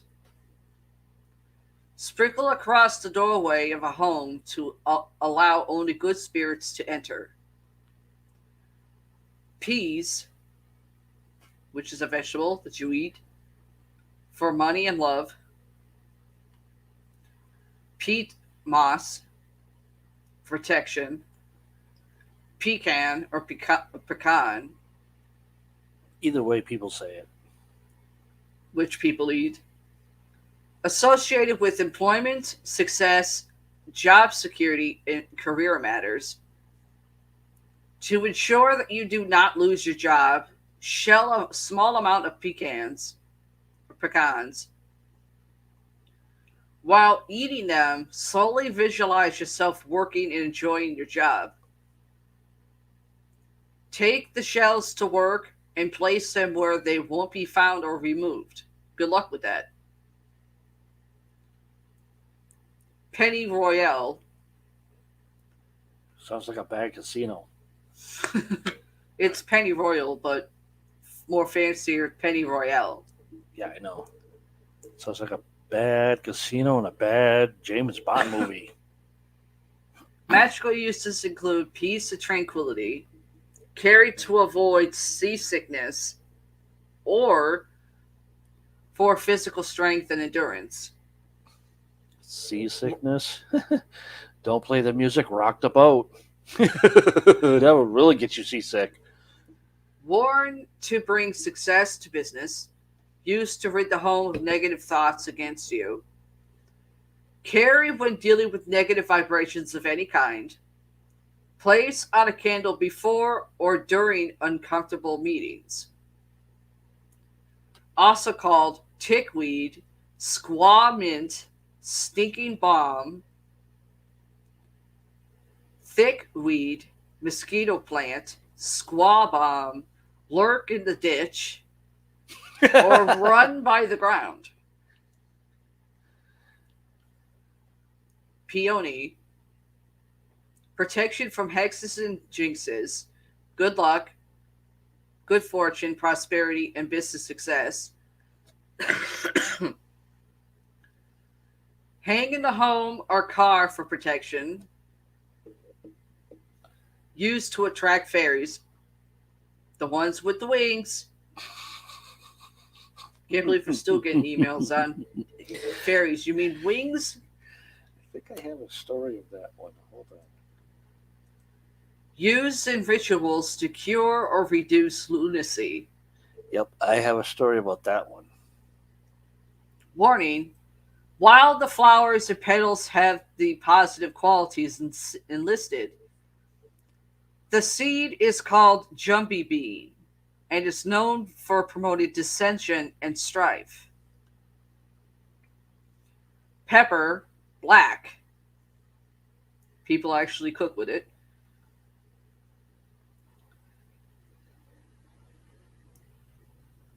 Courage, banishing negative vibrations. Burn to rid home or office of bad vibrations. Carry to ward off petty jealousy against you or avoid or aid in providing courage to face difficult situations. It's also called piper. Peppermint, which is more of a candy, even though it's a mint. Used to increase the vibrations of a space or in spells, and increase for healing and purification. Placed in sleep pillow to ensure peaceful sleep and bring about prophetic dreams. Used to anoint furnishings and household objects. Burn in a new home to clear out sickness and negative energy. Use in magical workings to provide the push needed to bring change to one's life. Carry with other herbs to boast love and abundance wishes. Also called brandy mint or lament. Periwinkle. Love within marriage. Mental powers and money. Carry to obtain grace, attract money, and protect against snakes and poison. Not sure on the last part. Use in magical work is to restore lost memory. I would be skeptical on that last one and that one. Burn with love incense before having sex with your husband or wife or partner. Note, use with caution. It's poisonous? Can be poisonous. It's also called sorcerer's violet. Persimmon, which I think is also a vegetable. Changing sex, healing, and love and luck.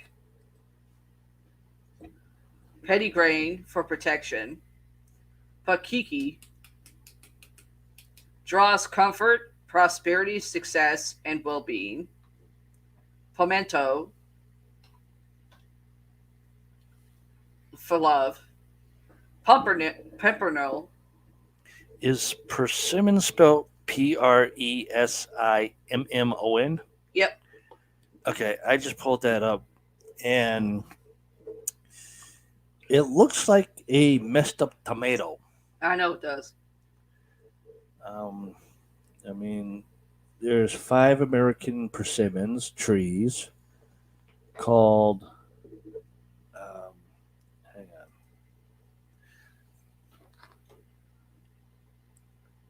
Diospyros fruit.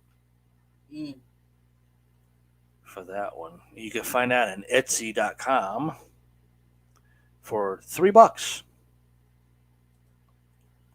It's let's see. It's also organic dry fruit Yep, as well. which is why I don't go near it. So yeah. Okay. Puppernill for protection and health. Pine promotes clean breaks, new beginnings, prosperity, success, strength, grounding, and growth. Basically, the whole kitchen sink. Also called for cleansing, purification, and repelling negativity. No, Great, that's like a whole skyscraper. great for house and business blessings. Pineapple, which is a fruit, you eat it. Luck, money, and chastity. Add an infusion of pineapple to the bath to attract luck. Pineapple, even though you eat it, it's in it. It is in bath lotions. It's in lotion. Some lotions, but not many. You can even drink it too. Yeah, you could drink it.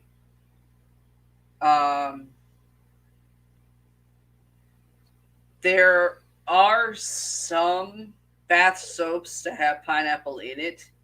Hmm. And I believe there are pineapple bath oils. Just that you would probably have to get online. Let's take a look.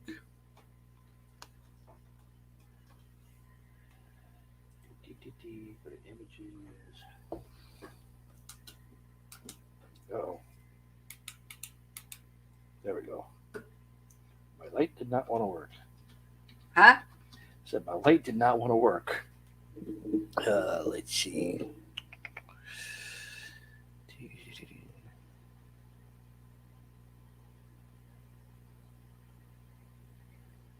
Just gives me pictures of pineapples, not what I am looking for. Okay, what do we need? Pineapple oil. Mm-hmm. Yep. There's even a pineapple extract. Yeah. There's pineapple aromatherapy massage. Yep. La Pomme cuticle oil, yellow pineapple. Of course, it's a fruit baking thing. Let's see. What else is there? Just a body oil, Yep. which is in a very big bottle. What else we need?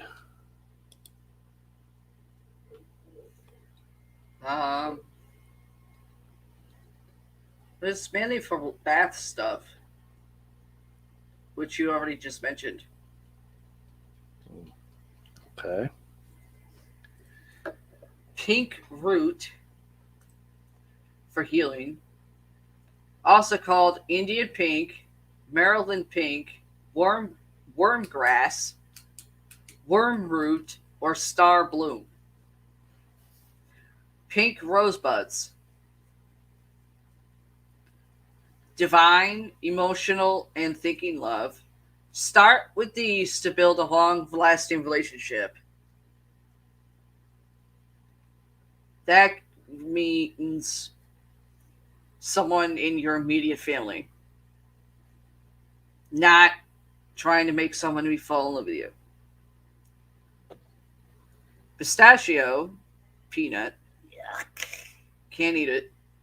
Green hard diarrhea pebbles. Breaking love spells, plantain, which is a vegetable. People cook with it. People eat it. It's the rejected version of a banana. Protection from evil spirits, snake bites. Removing weariness, healing headaches. House and business blessings. Place a pinch of dried leaves in the flame of a candle, or throw into an east wind for healing.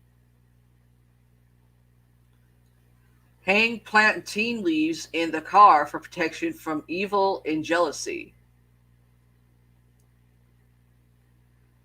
Pleurisy root for healing. Also called butterfly weed, wind root, Canada root, silk weed, orange swallow wort, tuber root, white root, phlox root, or ecopilius. Plum, another fruit you can eat. Drink. Healing, peace, and love. Plumeria promotes persuasiveness, eloquence, and success in dealing with people. That probably would explain why Richie's so easygoing. But he is. But he also has that side to him. He knows how to read people. Yeah. Attracts the notice of others. That definitely. Also called graveyard flowers, Malta, or temple tree. Poke root. Magical uses include finding lost objects and breaking hexes and curses. Carry to increase courage. Add an infusion of poke root to bath water to break hexes. Also called Pai Tolaka or Shang Lu. Pomegranate, another fruit. Divination, wishes, wealth, and fertility. Poppy. Fertility, prosperity, love, and abundance. Also called opium poppy and moss seed. Poppy seeds, which is on bread, which you can find on freaking certain bread rolls. Which will get you arrested. Pleasure, heightens awareness, love, luck, invisibility. A popular ingredient in food magic. Sleep on a pillow stuffed with poppy seeds to bring relief from insomnia. That's more of a belief. I don't use it, but if it works for some people, it works. Also called opium poppy or moss seed. Potato, a vegetable, you cook with it. You can eat it. French fries, baked potatoes, spuds, wedges, you name it. Image magic, money, luck, and healing. Prickly ash bark. Shenanigans. Magical uses include safe travel, fertility, removing spells, and breaking hexes. Also called toothache tree, yellow wood, or solderberry. Primrose, which is a flower. Promotes the disclosure of secrets, resolution of mysteries, and revelation of truth. Breaks down dishonesty and secrecy. Put an infusion of a child's bathwater or the dried herb in their pillows to get them to behave. That does not work. Oh, damn. I was about to say, if you said that actually works, we could probably find some and set it up to your son. That does not work. For our new grandkids that we became grandparents to. Yes, I know. If you Yes, I'm 41 if you years said old that and I'm a worked, I would have grandmother. like, let's go get some, send it up to him. Well, I wouldn't know where to look.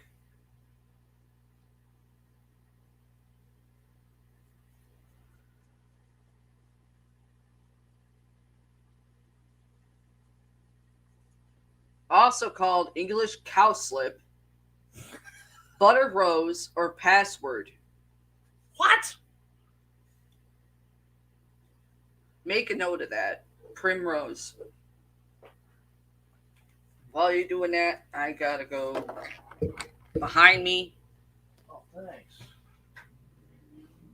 Here I am looking for a thing, and she's got to go somewhere else. I have to. Well, since she's on that, I'll ask her to spell it for me when she gets back. PR.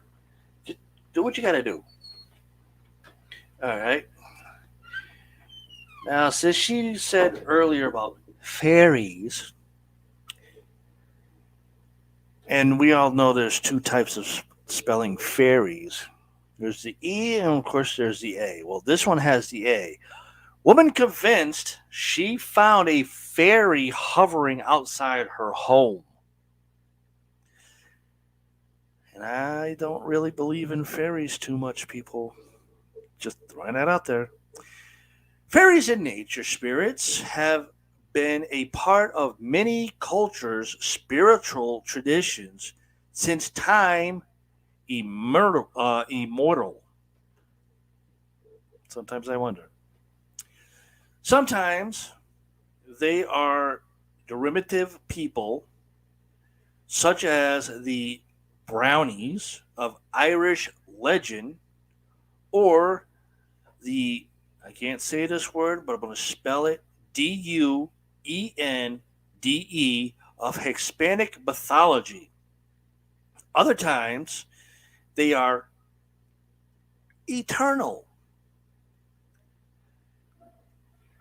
grateful beings, or even tiny winged things, such as the kind made famous in the faked Cottonley fairies images. It is this last that most think of when that doesn't even make sense just to start off that way. Jesus Christ. When they talk about fairies, tiny winged sprites that flit about from flower to flower, or in this case, leaf to leaf. Obviously, somebody forgot to use spell check and grammar. That doesn't surprise me. Jesus fucking Christ. This woman thinks she found a fairy sprite hovering in the air in her yard and has decided to speak to this thing as if it is a magical creature. We should all be so lucky. No, we should not. Sorry, we should not be. But there is a video of this whole thing, so that's going to be interesting. The video shows a curled up brown leaf hovering mysteriously in the air. Don't give me any PROSAIC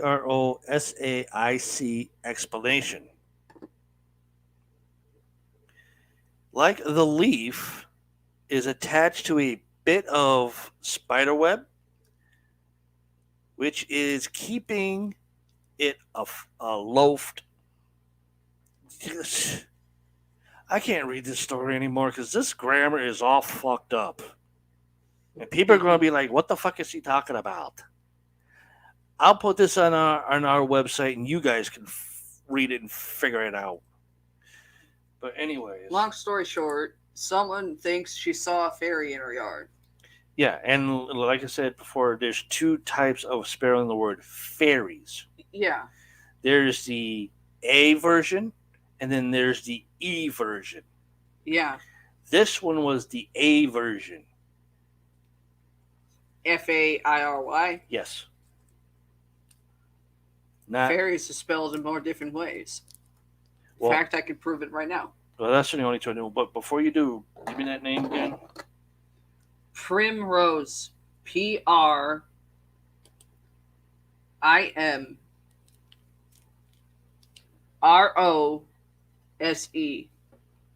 Okay.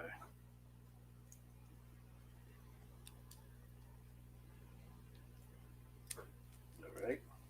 Got that down for research. But okay. Anyways, back to the two different ways that I only know of, which is the A and the E. You said you have more ways. Yes, there's actually 4 ways. Oh, so there's two more. Let me get Okay. down to it.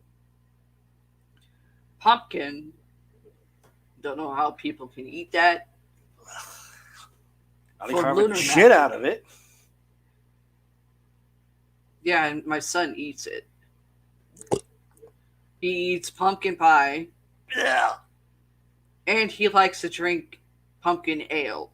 I don't know where he got that from in my family. In fact, if I remember correctly, Alex was allergic to pumpkin. Richie,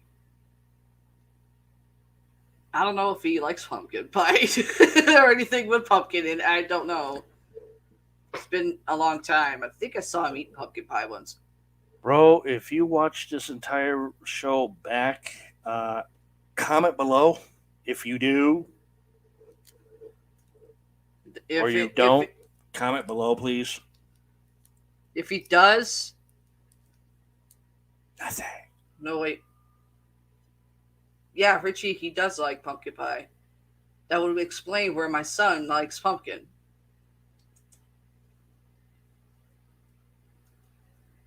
Some things he's a little bit like Alex, but he's mostly more like Richie, his own uncle. Should I be scared or just go hide? No, I don't find anything wrong with that.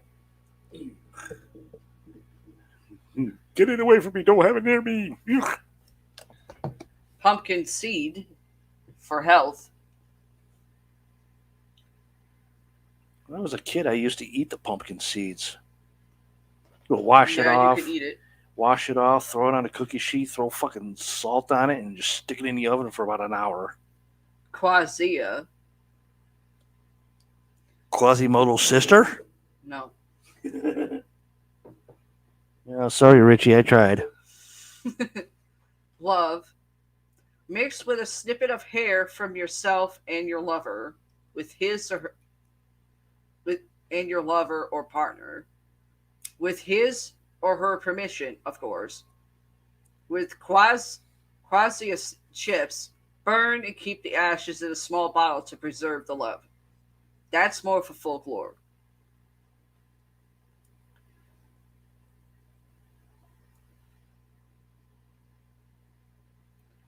Quincy or quince. Love, happiness, luck, protection from evil. Carry quince seeds in a red flannel bag to protect against physical attacks and harm. Use quince seeds in charms and spells pertaining to love, protection, and happiness. Radish. Ugh. You eat it. What type of radish? It just says radish. Okay. The only radish I've heard of are red ones. It's horseradish. No horseradish, just radish. Protection and lust. Ragwort. Okay, here's where I said there's 4 different ways of spelling fairies. Oh, yeah. For courage, used in charms to ward off evil spirits associated with fairies. Now, also called fairy's horse, which fairy is spelled Fairie. Okay. There's another one, Faerie. Okay. Another is the one you've heard of, Fairy. Right. That one's associated with fucking Tinkerbell. Right. And And another then- one is Faery. Right. So there's 4 different ways of saying fairies. Or spelling it, actually. Yeah. But either way, it's the same thing. Yeah. I just don't know. To me, it's just I don't understand the terminology of why you would do the original way with the A and then come up with the slang version for an E. Because with Different me, cultures. when I hear somebody say the word fairy, Mm-hmm. I'm thinking, okay, you saw one single fairy. Fairies, if you're still using the A in it, but changing the Y to like an IES, okay, that's multiple fairies. Now you got the slang term of the opposite with the E. It's like, what the fuck?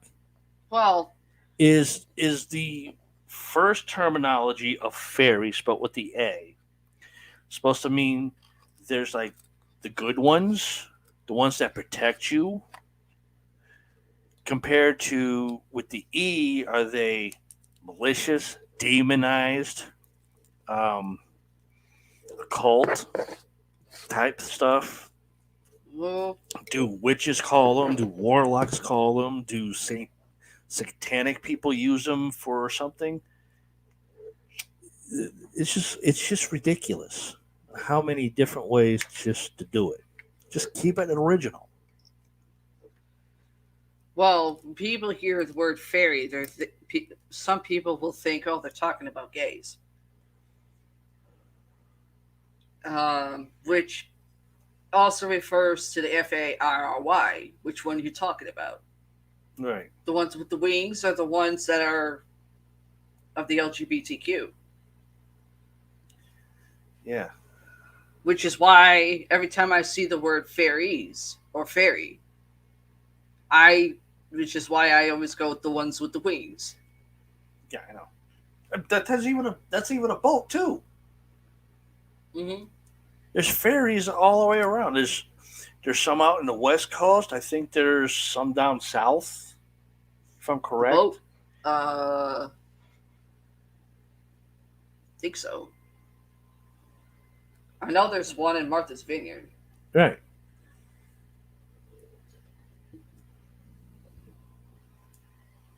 Raspberry leaf. Used for healing, protection, and love. Raspberry leaves are to be carried, not eaten, by pregnant women to reduce the pain involved with pregnancy and childbirth. See, some people will eat it, but that doesn't do anything. It just increases pain.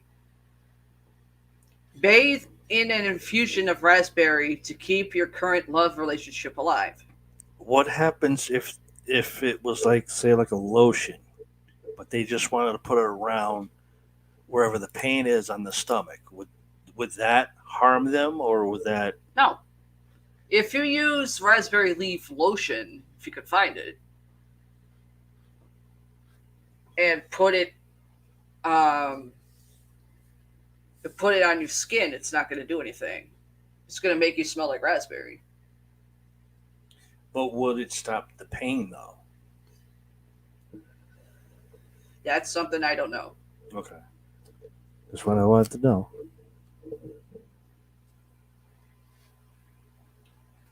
Red clover.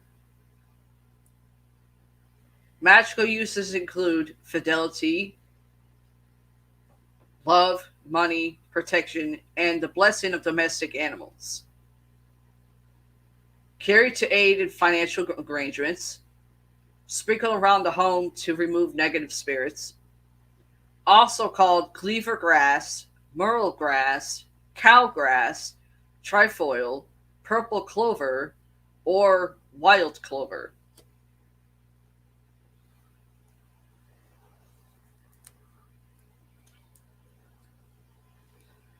Red willow bark.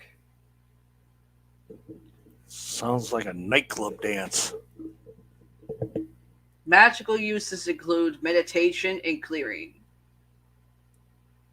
A fabulous incense wood with a sweet and dry aroma.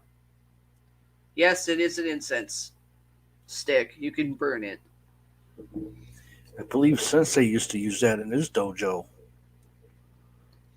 Which sensei? You forget The, I had like 5 different ones. the one that was up at the X a long time ago. I didn't train with him. I didn't know him actually.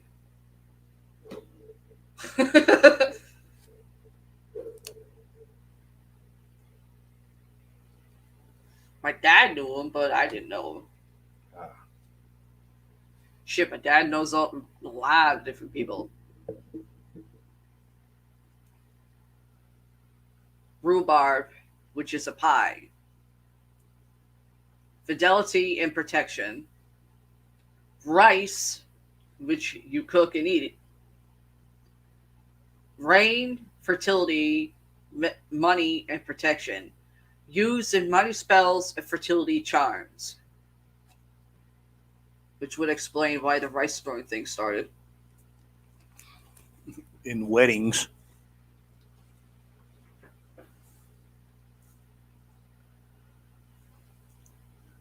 Rose, which I like personally.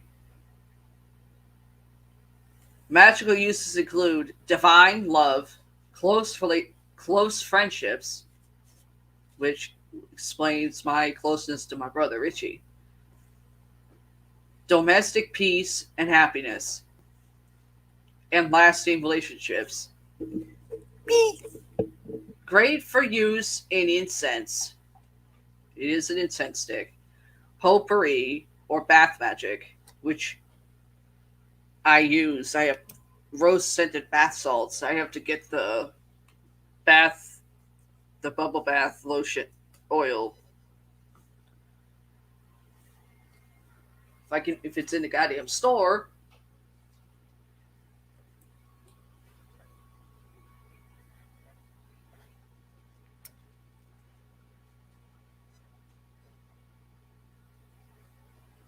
Place around sprains and dark bruises to help them heal faster.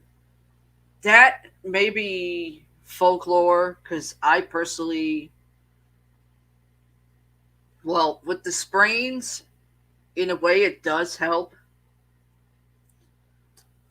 If you're sitting in a bath or you have your feet or whatever body part that's sprained in water, the bath salts does help for that.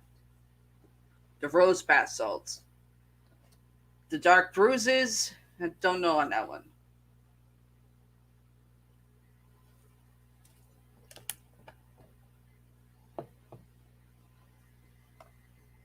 Rose garganium.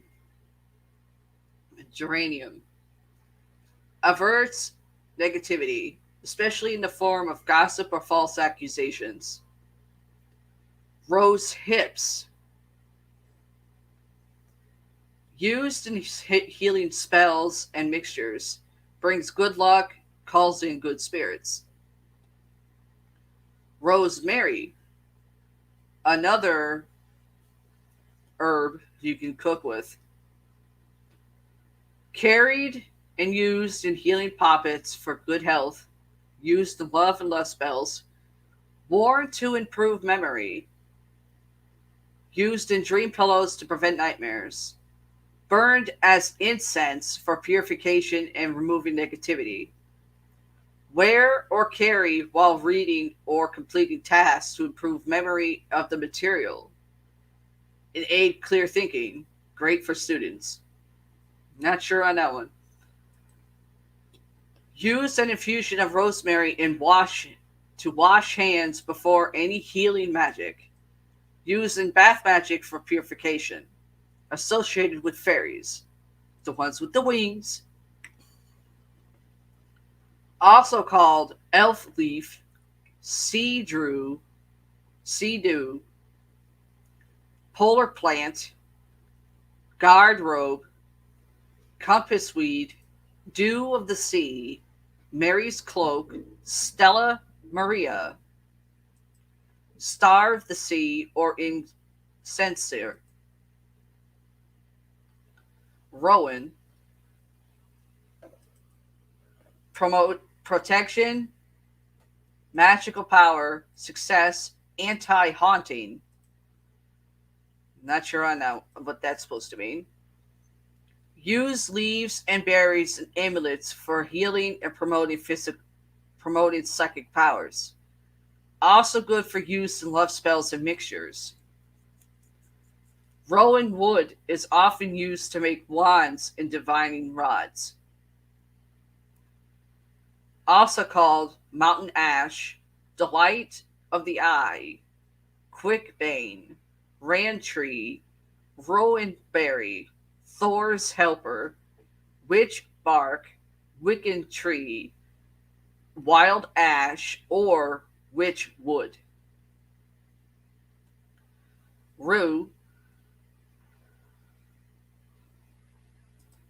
Magical uses include healing, health, mental powers, freedom, and protection against the evil eye.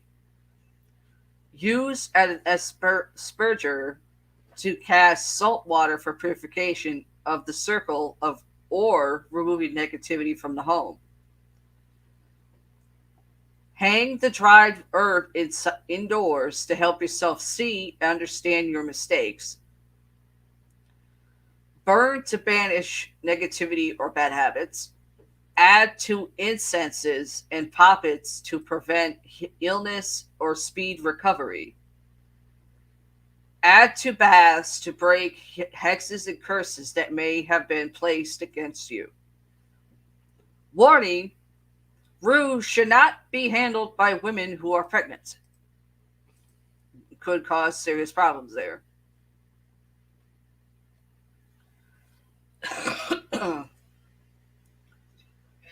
Also called herb of grace, herby grass, garden rue, mother of herbs, rue, or goat's rue. Rye, which is a barley that's in bread. Love, fidelity, and self-control.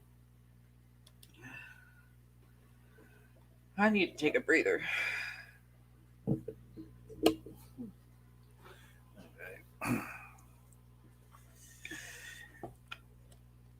Yeah, the last podcast show, I forgot to give a shout out to R Roulette for becoming a subscriber to our channel.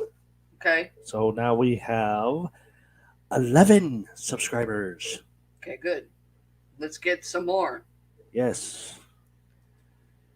We need 989 more, I believe. Let's see. What do we got? Hand me your flashlight and pass me the smokes.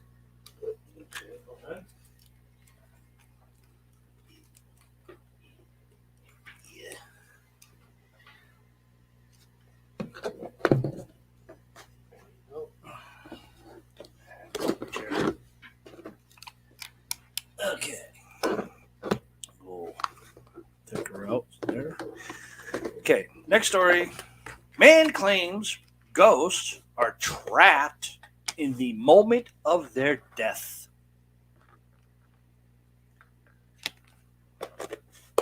Okay.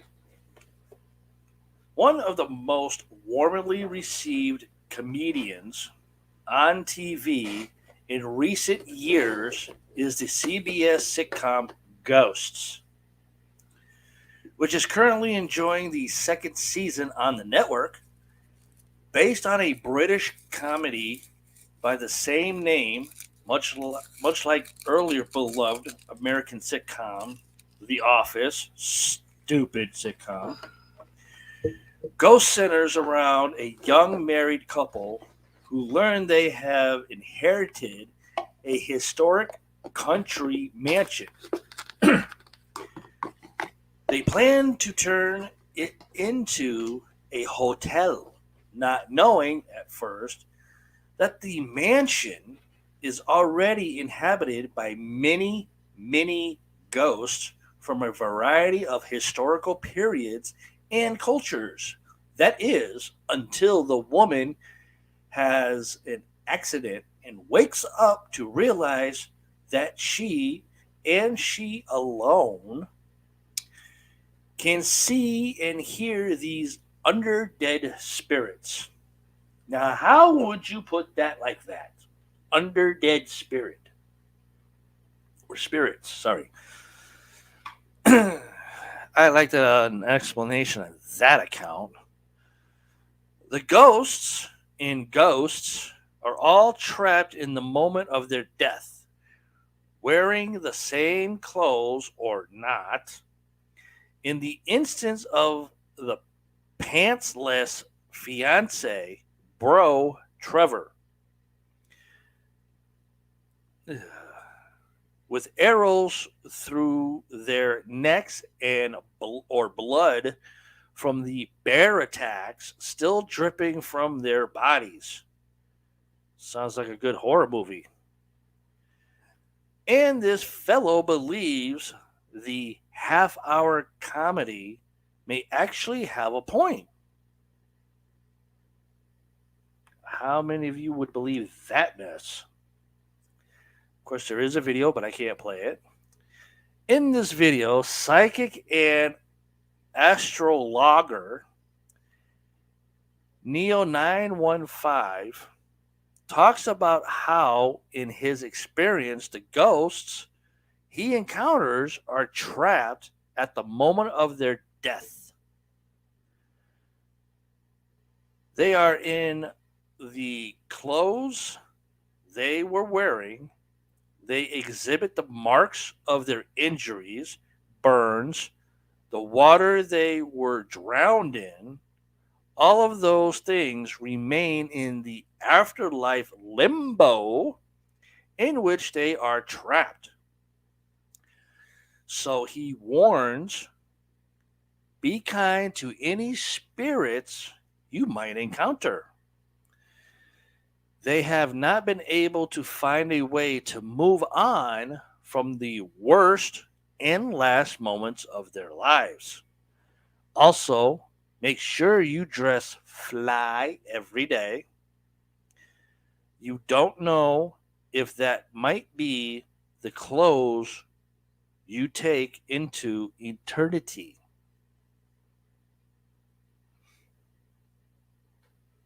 I really don't physically comprehend that whole thing, but maybe. Just, the word undead spirits is the only thing that really gets to me, and I like a better explanation for it.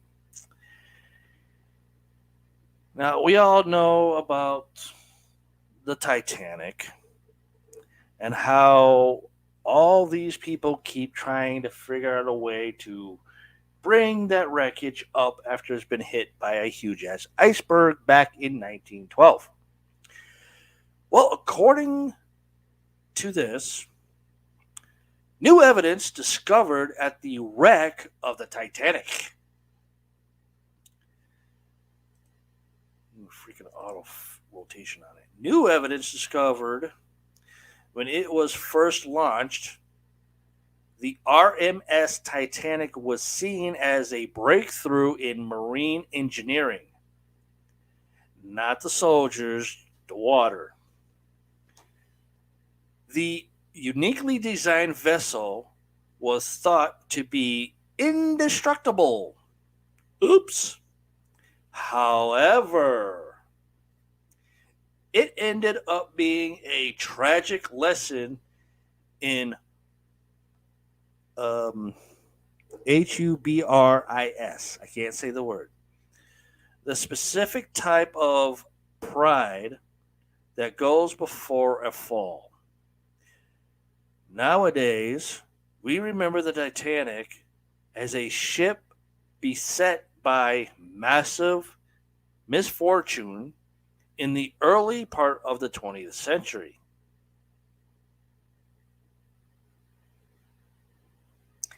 Divers have been visiting the Titanic for decades, exploring the eerie hallways and cabins of the ship to unlock its secrets. For the last 14 years, Nothing particularly remarkable was found, but all that changed recently. A haunting truth about the wreckage was unveiled by the crew of the Limiting Factor mini sub. And of course, there's a link to the more of the article so you guys can read more of it. I'll have this link on our website so you guys can go out and check the rest of that story. As it goes on, the Titanic's short journey. On April 10th, 1912, the magnificent Titanic departed from the waters of Southampton, England, carrying thousands of passengers from all classes of society and hundreds of ship staff. Indeed, there were enough workers to run a small city. After a short stop in Cherbourg, France, the Titanic continued her voyage to Queenstown, Ireland. More passengers came aboard the ship, and then the captain set a course for New York. At this time, excellent levels were high, and no one had even the slightest inkling of what was ahead or lies ahead.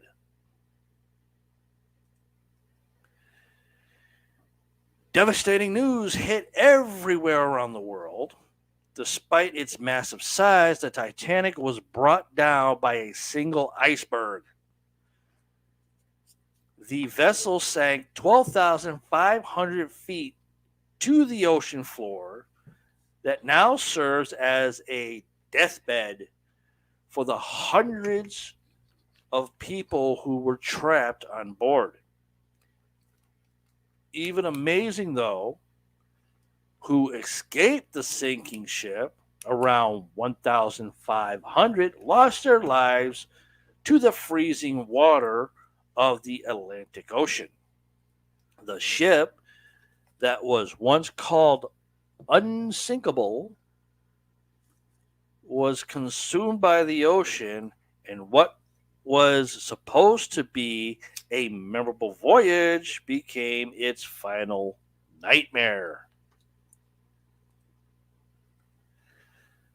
Only if the icy Atlantic waters flowed through every hallway and cabin of the maiden ship, the steel supports of the Titanic were irreparable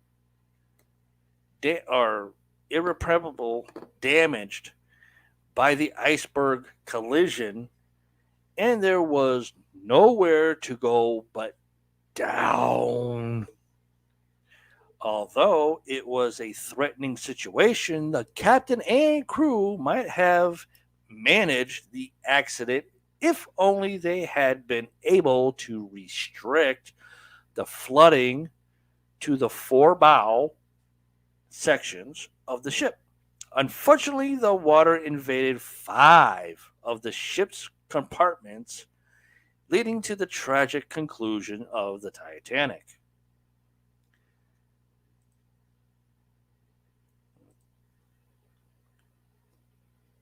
Olympic class ocean liners, planned and made truly magnificent by wealthy businessmen, were 3 Olympic class ocean liners. The RMS Titanic was one of those 3. It was launched second to the Olympic and before Britannica. Indeed, the Titanic seemed like a sure thing at the time. Just like the Titanic, the limiting factor mini sub traveled miles away from its home and dove into the depths of the sea. Through it didn't surface the same fate, or I'm sorry, though it didn't suffer the same fate as the Titanic, its crew did witness a haunting truth about the once sought after ship. The largest and most luxurious liner. When competitors try to steal your shine, as they always do, still goes on today in this world, Yep. you have to find a way to outclass them. Yeah, if you have legitimate brains and brain cells, yes. Fortunately, now it's just grains of sand for brain cells and a bag of sand for a brain. That was the ETHOS of J. Bruce Ismay, chairman of the White Star Line Company. He decided to level up the business by rebranding their ships as big and lavish enough for the first class market. Harlan and Wolf built White Star Line ships, but unlike other ships of their kind, the construction of the Olympic vessels took much longer, so everyone naturally assumed that they truly were of premium quality. You see how the classes like Yeah. tickled? Mm-hmm. First class market, premium quality. First class. People that probably know what they're doing but still kind of confused on shit. Premium class, yet are a bunch of fucking morons. Her massive size came with many impressive details. Engineering and constructing this ship took a long time, and for good reason.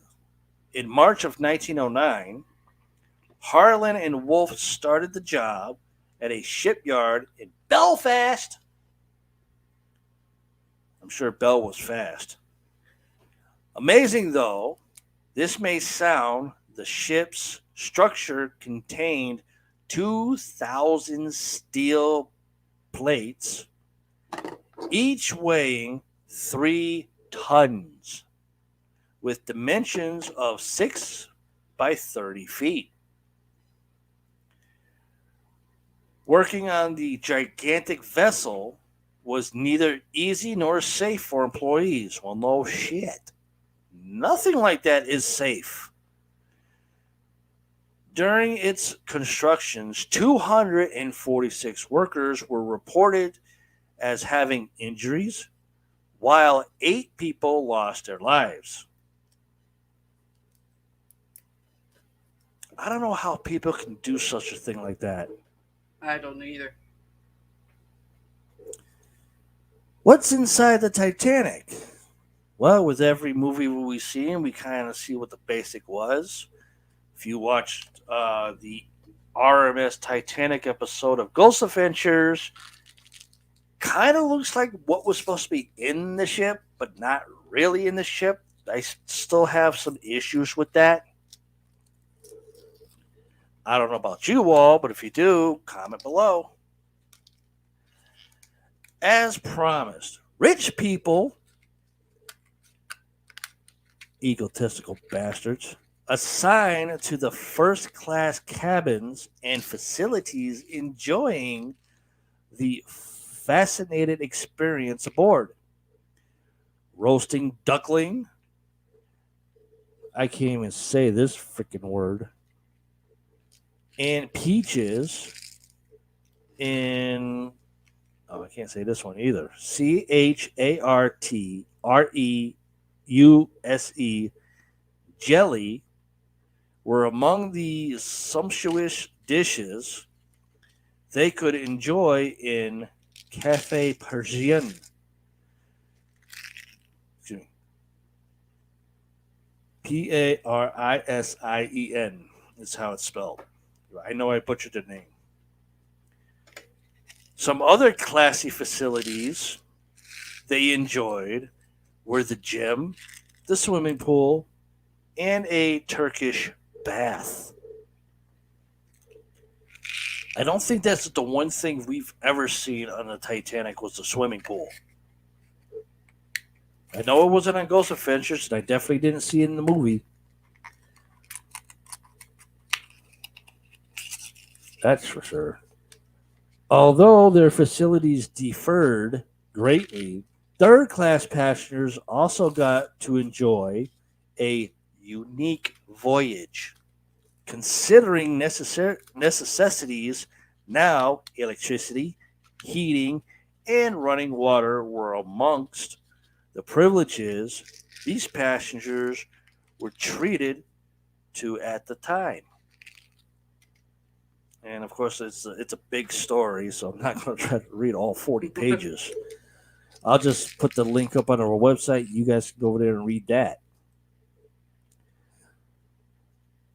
Woman asks for a sign from deceased daughter and gets an answer almost immediately. She felt her presence, so she asked. Sometimes those dealing with grief or a lost loved one can experience the overwhelming sensation their loved one is still somehow present from beyond the grave, and this woman knew just what to do when the sensation came over her. She asked the spirit of her daughter for a sign that would let her know it was really her, and she believes she got it. Throughout the video, there is a video, I can't play it here. Tiny white orbs seem to zip past almost too fast to see. But then at the end of the particularly bright orb moves slowly enough to be seen a bit more clearly and seems to dance directly over to the grieving mother. We all heard about these orbs. Yeah. Some people say it's just dust particles, it's nothing, it's all bullshit, it's buggies. Other people say, no, they actually do exist. They do have energy. They can produce their own lighting and stuff like that. And then it looks like snow from like construction work above you that just decides to fall down through the floor, the cracks of the floor or something, and come through the ceiling. Zach said it the best. Oh, yeah. 98% of the time, he doesn't believe it's an orb. And I would agree with him. I do it too. 2% of the times, it's always a toss-up. You have to like really, really try to debunk that 2%. Or have a in order to make it 100%. Huh? Or have a meter that reads it. I don't even know if there is a meter that can detect orbs. EMF reader. I'm not talking like the EMF thing. I'm talking like, like a meter just strictly for orbs to try to see if it's okay. Is that a real orb? Is that 2% now 100% because I have an orb meter, or is it still? It's not really nothing. It's just that 98%. Yeah, it's just bullshit. Well, the EMF readers are designed to detect energy, electrical currents, and stuff like that. Right. There have been countless one investigation that Zach was on for Ghost Adventures where he had an EMF reader. And there was this mass that went by it and it short-circuited it. Yeah, that was where was that at? Pavilia Island, I think it was. Uh huh. 22.2 milligals. I was like, holy shit. Which it proves. And shorted it out. And he actually saw the thing go right through. Yeah. I was like, holy shit. And that was Which only a proves- millimeter. Which proves the EMF reader can detect if it's an orb, because an orb gives off energy. Yeah, if it's like up close to the machine.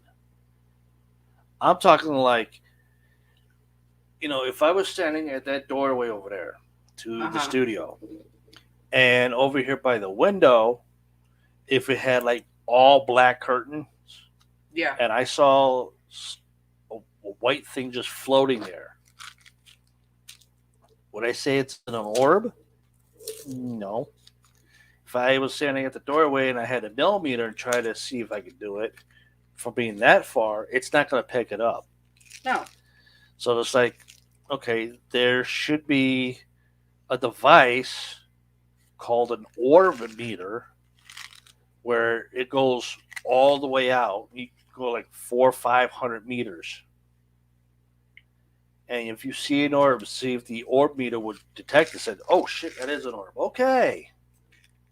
That's something I would like to see. Get a hold of Bill Chappell. Or Gary Golka. Of course, this story is also big. I'll put a link to that on our website as well.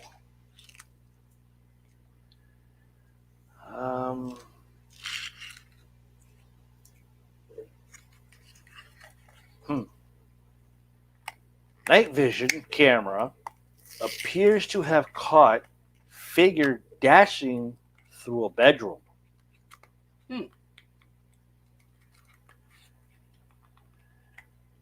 One of the problems with aging is that people begin to doubt your mind and your memory. An elderly person shared this fear with their caregivers because the strangest thing kept happening to them. They would close the closet doors just to find them mysteriously open again. Sometimes our closet door would do that, and Gizmo's usually not near it because he likes to open up our closet door a lot. And there's other times he'll be sleeping on our bed and the closet door opens by itself. I keep telling you, the place is haunted. So I can understand this one. Either the place is haunted or I'm haunted. I don't know. One of the two. Their thoughtful caregivers decided to set up a night vision camera to settle the matter, but found something unexplainable was happening.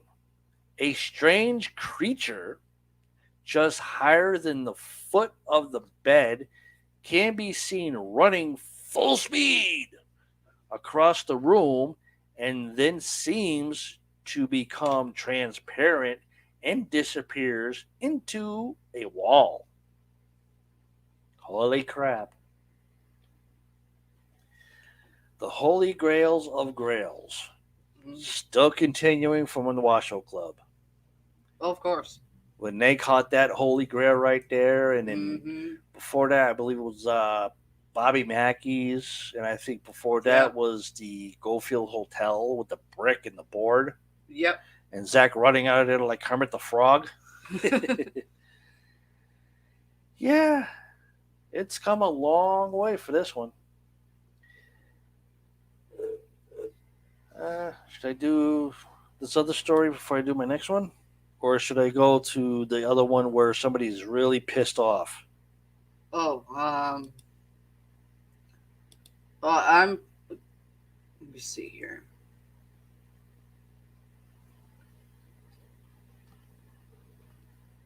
Well, I'm ready. I can go back into the herbs. Okay.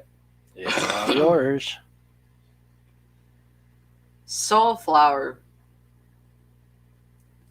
Mix with jink incense to cause destruction to an enemy, though not recommended. Rub on the inside of the knees to attract exciting sexual encounters. Um, no, I don't believe That that might one. get you either punched, slapped, or stabbed. Saffron, which an herb that you can actually cook with. Yeah, use it. A lot of people use it for rice. Spanish rice. Aphrodisiac, love, healing, happiness, wind raising, lust, and strength. Burn, wear, or carry for healing and strengthening psychic awareness. Commonly used in love magic, healing spells, and to control the weather. You can't control the weather. No, that's definitely bullshit. And the other one that you said, Hmm. no, highly bullshit. Wash hands with water and saffron, or keep saffron satchels in your home to bring happiness. Also called kumkuma, saffron, Keyser, autumn crocus, Spanish saffron, dyer's saffron, thistle saffron, bastard saffron, American saffron, or parrot's corn. Bastard saffron. Sage. We had that in the living room. Yep. Not even touched. It's also an herb you cook with. It's also an incense. Used, and it's also in candles. Used for self purification and dealing with grief and loss. Doesn't really do anything for me. Carry to improve mental ability and bring wisdom. Used in healing satchels and incense. Promotes spiritual, mental, emotional, and physical health and longevity. Removes negative energy. That's true. You have to keep using it, but it does over time it does get rid of it. Placed near a personal object of a person who is ailing when performing healing spells or rituals. Write a wish on a sage leaf and place it under your pillow for 3 nights. If you dream of your wish, it will come true. If not, bury the leaf in the ground so that no bad will come to you. Also called garden sage, white sage, red sage, or saji.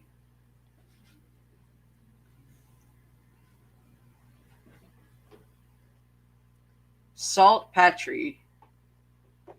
For women who do not want their partners to have outside relationships. Stops sexual tension. Nope. Also called saltpeter, Peter salt. A reverse on a reverse? Something like that. Or saltpeter. Sandalwood,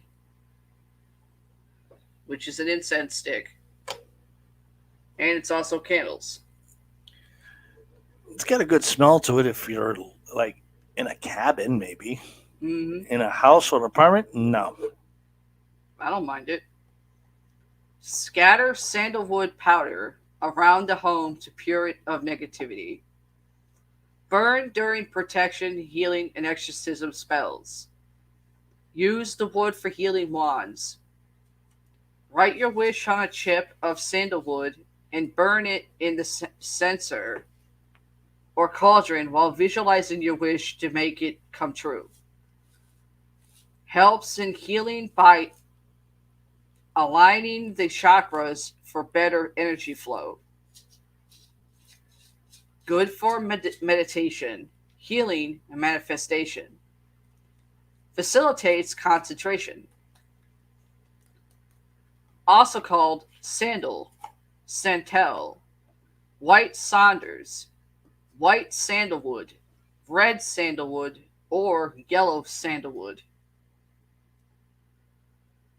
Sanicle, used for safety and travel.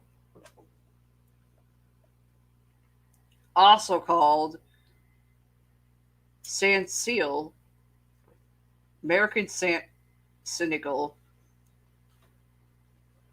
black snakeroot, wood sanicle, pool root, butterwort, or alum root.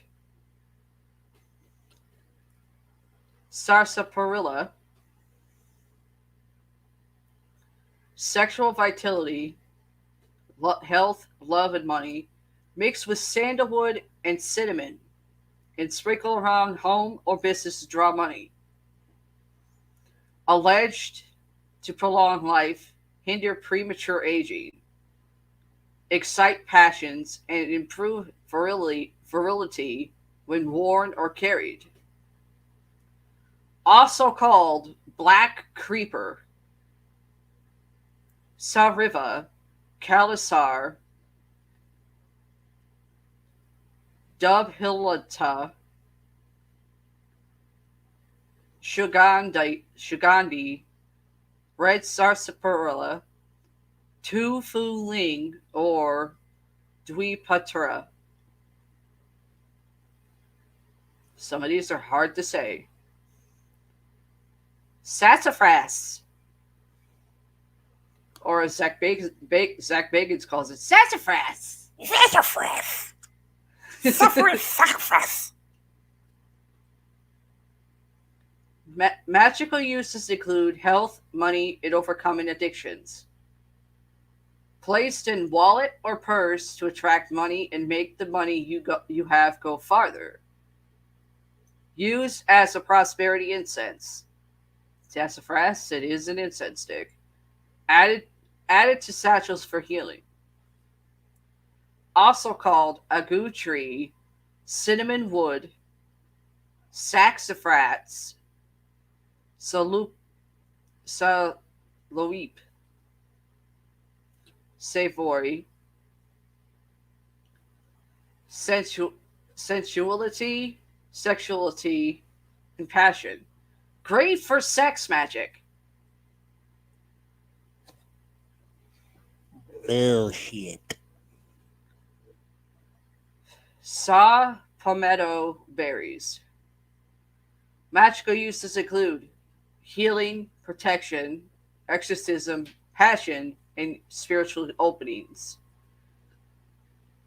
Also called dwarf palm tree, cabbage palm, sabal, or sabal cerulata. Cerulata. Sorry, some words are hard. Skull cap. Worn by women to keep their husbands faithful. Used in sleep pillows or relaxation and peace.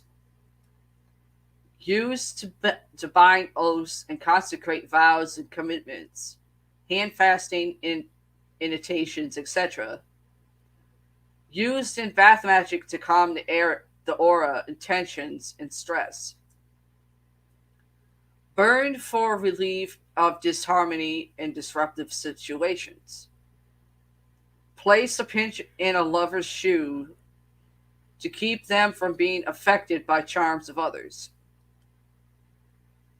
Also called skullcap, hoodwort, Quaker bonnet, helmet flower, European skullcap, greater skullcap, American skullcap, blue skullcap, blue pimpernel, hoodwort, hooded willow herb, side flowering skullcap, mad dogweed, madweed, helmet flower, or hoodwort. Hey, did you just say hoodwort earlier? It's hoodwart. Oh, Sea instead of salt. an O. Okay. Sea salt. People actually eat it. Can we keep it out of ice cream, please? And candy. Don't forget the vegetables. Uses include cleansing crystals, purification, grounding, protection magic, and ritual. Used on the altar to present the earth. Used with water for asperging. Sea spells, consecration, and casting circles. Used with garlic and rosemary to banish evil. Senna. Magical uses include all matters of lust and love. Enhances tact and diplomacy. Bathe with your mate in an infusion of sana to ensure faithfulness. Also called Senapod. Raja Rajav. If you can't say it, just spell it. No, because then people are going to be like, what the fuck, you should smell it. Rajav Riksha. Fan Zia Yi. American senna. Locust plant. Wild senna. Or fan Zai Yi. Sesame, which people actually do eat. Money, lust, and passion. Shallots, people actually use to cook with and eat. Add an infusion of shallots to the bath for luck. Shave grass. Magical uses include snake charming and fertility. I don't believe that one. Placed in the bedroom to increase fertility. Also called scouring rush, equisetum, pewterwort, corn cob plant, buttlebrush, horsetail, Dutch raisins, or paddock pipe. Sheep sorrel, carried to protect against heart disease. Placed in sick rooms to aid recuperation from illnesses and wounds. Shepherd's purse, for healing. Also called mother's heart, shepherd's purse / heart, cocoa wort, pickpocket, toy wort, pig purse, St. James weed, St. James wort, St. Anthony's fire, pepper grass, casewort, or parmacetti. Skunk cabbage. Legal matters. Slippery elm. Magical uses include protection and halting gossip. Tie a knotted yellow thread around slippery elm and throw it into a fire to cease all gossip about you. Also called red elm, moose elm, sweet elm, and Indian elm. Snapdragon. Protection, exorcism, and purification. Snapdragon, it is an incense, I believe. And I believe it is also an oil. Your things right there if you need to see.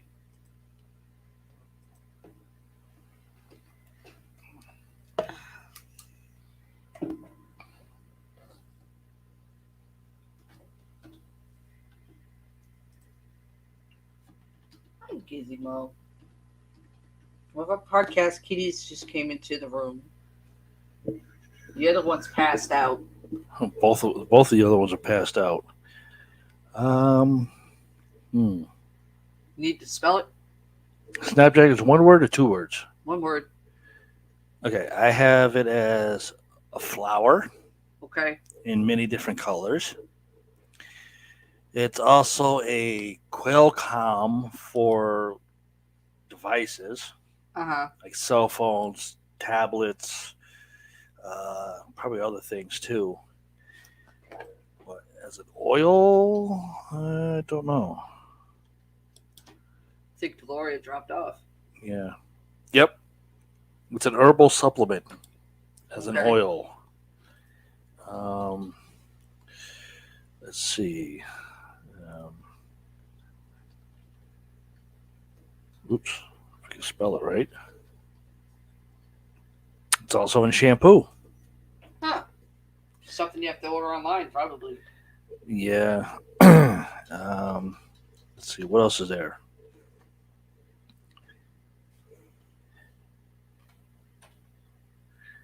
It's also an incense stick too. That's what I said. I believed it was an incense stick.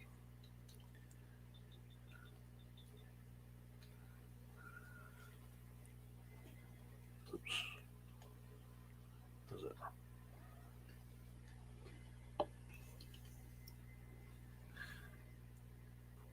No. It's not looking for.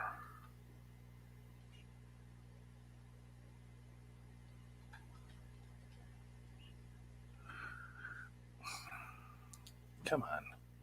And it's also a perfume. Yeah.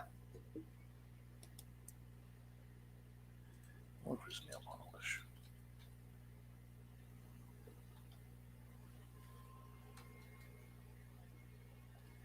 And here's another one. It's also a nail polish. Hmm. Good God. Snowdrop. Passing of sorrow. Doesn't do anything. Salmon seal root. Magically used for protection and cleansing. Used in offertory incense. Used to bind magical workings and keep sacred oaths and promises forever binding. Carry in an amulet or satchel for all-purpose protection. Used in protection magic to exorcise spirits and ward off negative influences and demons. Keep on altar to promote success in all rituals. Sprinkle an infusion of the root to drive away evil. Also called what? Also called Lady Seals, Saint Mary's Seal, Sigillum Sancti Mariae, Sican de Saman. Like I said, some of these are hard to fucking say. So Thistle. Increases strength and stamina. Repels witches. No, don't, because I'm still a witch. And provides invisibility from enemies. Spanish moss. Protection, opening blockages, and dispelling negativity. Spearmint, which is another plant.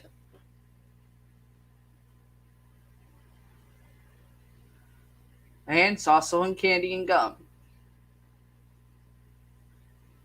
Healing, love, protection while sleeping. Burn for healing magic, especially if respiratory conditions. Carry for healing. Use in ritual baths for strength and fertility. Write a wish on paper and wrap it in spearmint leaves. Place in a red cloth and sew with red thread. then keep in a safe and secret place. By the time the scent is gone, your wish should have come true. Also called Garden Mint, Mackerel Mint, Our Lady's Mint, Green Mint, Spire Mint, Lamb Mint, Yerba Buna, Sage of Bethlehem, or Fish Mint. Spiderwort for love.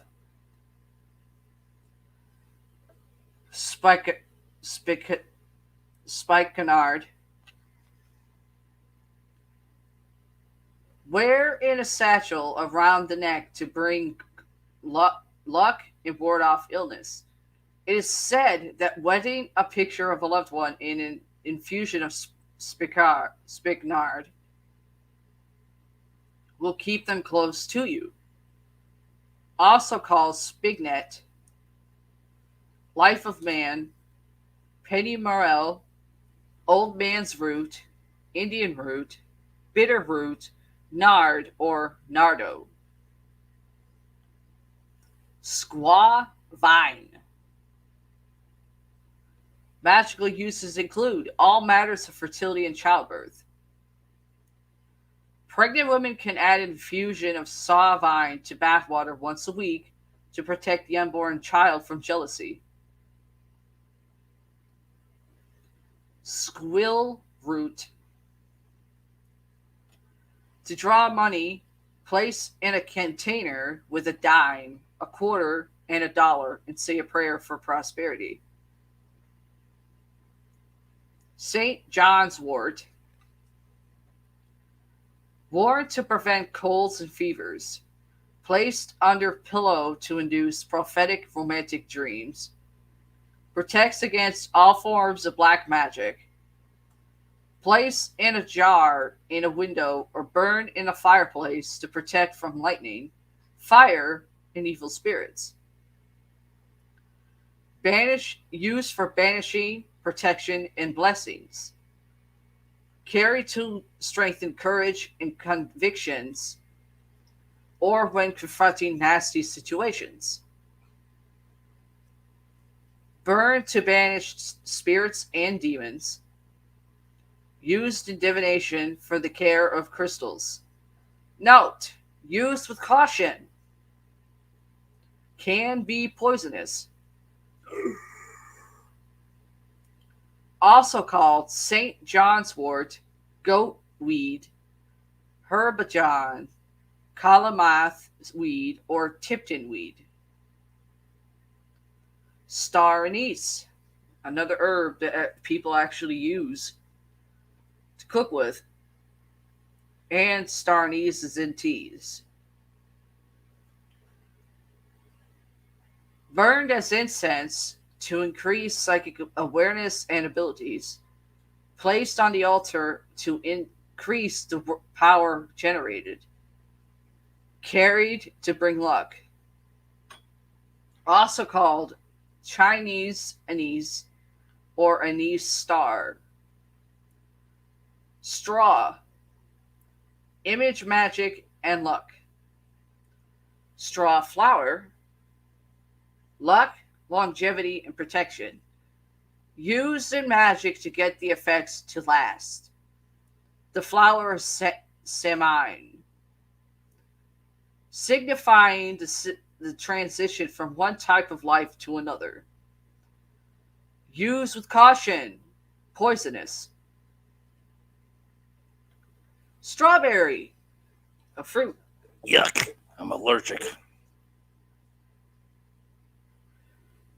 Attracts success, good fortune, and favorable circumstances. Served as a love food. Leaves are carried for luck. Pregnant women carry a packet of the leaves to ease the pain of pregnancy and childbirth. That's more of a folklore. Sugar, people use every single day. Love spells, sex magic. Sugar cane, love, lust, and sympathy. Sulfur powder. Dispels or prevents a hex on you. Destroys the enemy's power over you. Also called brimstone. Sunflower. People eat the seeds. Energy, protection, power, wisdom, and wishes. Sweet bugle. Crush in place under the mattress to attract love and marriage prospects. That don't work. Sweet pea. Attracts friends and allies. Draws the loyalty and affection of others. Sweet potato. Another vegetable that people eat. Yuck. For image magic. Sweet grass. Peace, unity, and calling spirits.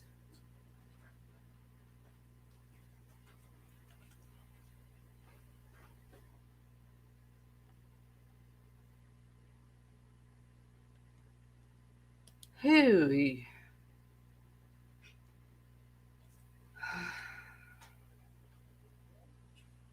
It is getting hot in this studio. Ow. We have a third person watching on YouTube. Who's that third person?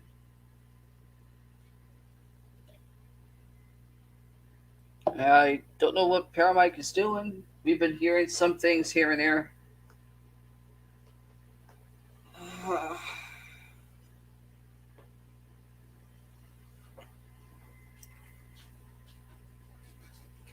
We have a third person in YouTube. But I don't know who it is. Sorry, our littlest podcast kitty was having his coughing spits. Oh, That's what I heard. well, it is warm in here. It's only 43 degrees outside. You can. I'm good on the herbs for this week. You can read a story. All right. How many of you all remember the 1980s movie that is a classic to this day? I do. Of Super Mario Brothers, the movie. Well, this just came out a few days ago, or not a few days ago, I'm sorry, about 10 days ago. And it was shocking to me. The gentleman that played Luigi in Super Mario Brothers with Bob Hoskins as Mario, John Leguizamo, calls unfortunate casting of Chris Pratt in Super Mario Brothers backwards. John Leguizamo, who played Luigi in the 1993 live-action Super Mario Brothers movie, said for them to go backwards and not cast other actors of color kind of sucks.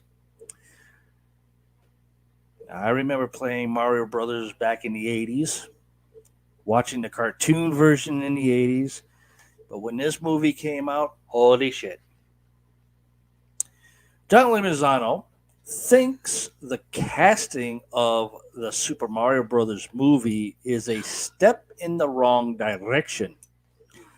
Leguizamo played Mario's brother Luigi 30 years ago Yep. in the 1993 live-action adaptation of the Nintendo video games opposite Bob Hoskins as Get the Mario. An upcoming... Put you back on. That didn't work. Get back on there. Thank you.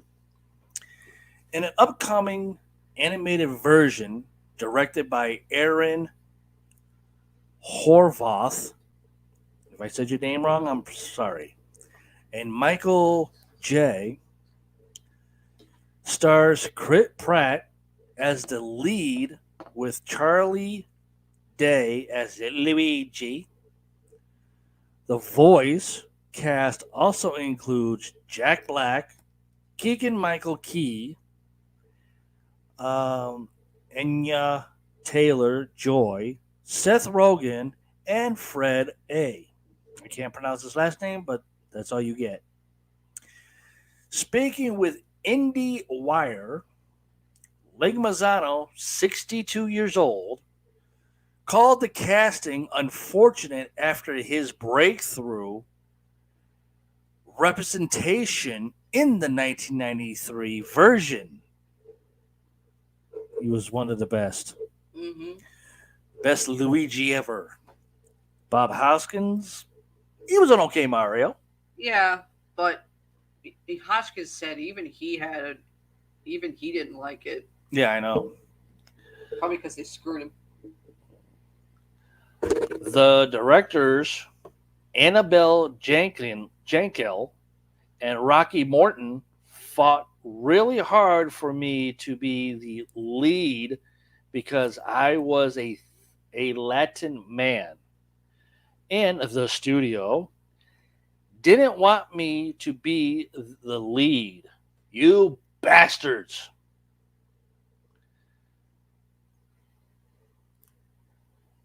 Can't believe they would not make him the lead. Bastards. They fought really hard, and it was such a breakthrough. The menu actor said, boy, I like how they just call him a menu actor. Oh, I know.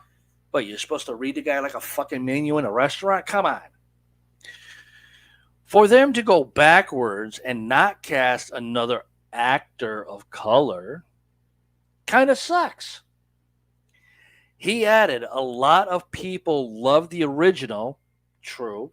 I know Yeah. I did. I did. I did Comic-Con in New York and in Baltimore, and everyone's like, no, we love the old one, the original. They're not feeling the new one. I wouldn't blame yous. Unfortunately, we have to see it. I'm not bitter. It's unfortunate. Not bitter. If y'all can read between the lines on that one, his way of saying, I'm fucking pissed off at these assholes.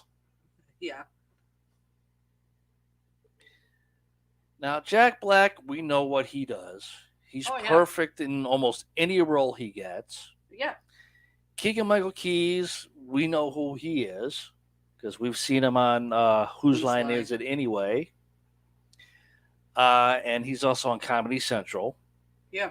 He's been on SNL a few times. But damn.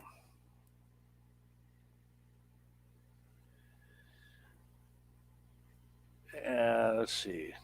It goes on more about Nintendo and Illumination announced in September of 2021 that Pratt 43 was cast in the animated movie to play Mario, the traditionally Italian plumber from the popular video game franchise that originated in Japan. He has voiced the lead in the Lego movie franchise and Disney's Pixar's Unwound. And Pratt will also be behind the orange cat Garfield in an upcoming movie. I guess they didn't. I guess Bill Murray turned it down. Bill Murray did Garfield 3 different times. I know. Now they're going to get Chris Pratt to do Garfield. Wonder how well that's going to fly. Yeah. Sharing the first trailer on Instagram last month, Pratt wrote, after playing the games for years as a kid and adult, I'm excited to bring Mario to all of you. Enjoy. What How the big of a hell? check are they giving you? Who's hacking behind you? Fatty. Oh, Jesus. First, our little podcast kitty Patches hacks. Now her cat does it. There is a video trailer that you can find on YouTube and everything. I've seen it, and I was like, holy shit. I wouldn't want to waste my money on this movie. Unfortunately, if they we make- have to see it. And if they made it into a video game for like PS4, PS5, Xbox, whatever, Yeah. nope. I would not waste my money on it. After being asked about some fans questioning why Pratt was cast in the role, Illumination founder and CEO Chris M told 2Fab, it's one word by the way, last November that audiences will be pleasantly surprised by his performance. I highly fucking doubt that shit, jackasses. The CEO must have sand for brain cells and a sandbag for a fucking brain. All I can tell you is the voice that he's doing for us in Mario is phenomenal. Bullshit! Sorry, ranting on top of this story, guys. It's okay. Go ahead and rant. I can't wait for people to hear it. I don't want to hear it, asshole. He said at the time, adding of the accent that usually is portrayed with the character. Well, as an Italian American myself, I understand. You know, I understand the comments. No, you don't, dickhead. You have to be one of the fakest Italian American I've ever heard of. We covered it in the movie, so you'll see what definitely nod to that. No, I won't. Mr. M explained of the accent, though he said that's not the tenor of the performance throughout the film.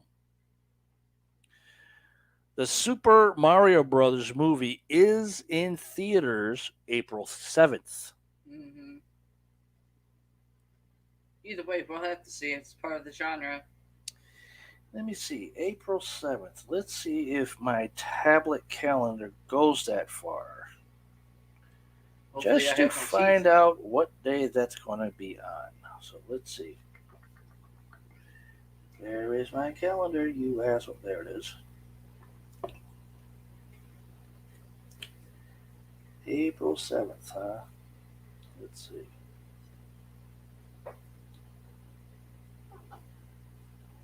Oh, that will be on a Friday Yep. in 2023. So we get paid on a Friday Yep. because the first is on a Saturday. This goofy movie is coming out on the 7th. Mm-hmm.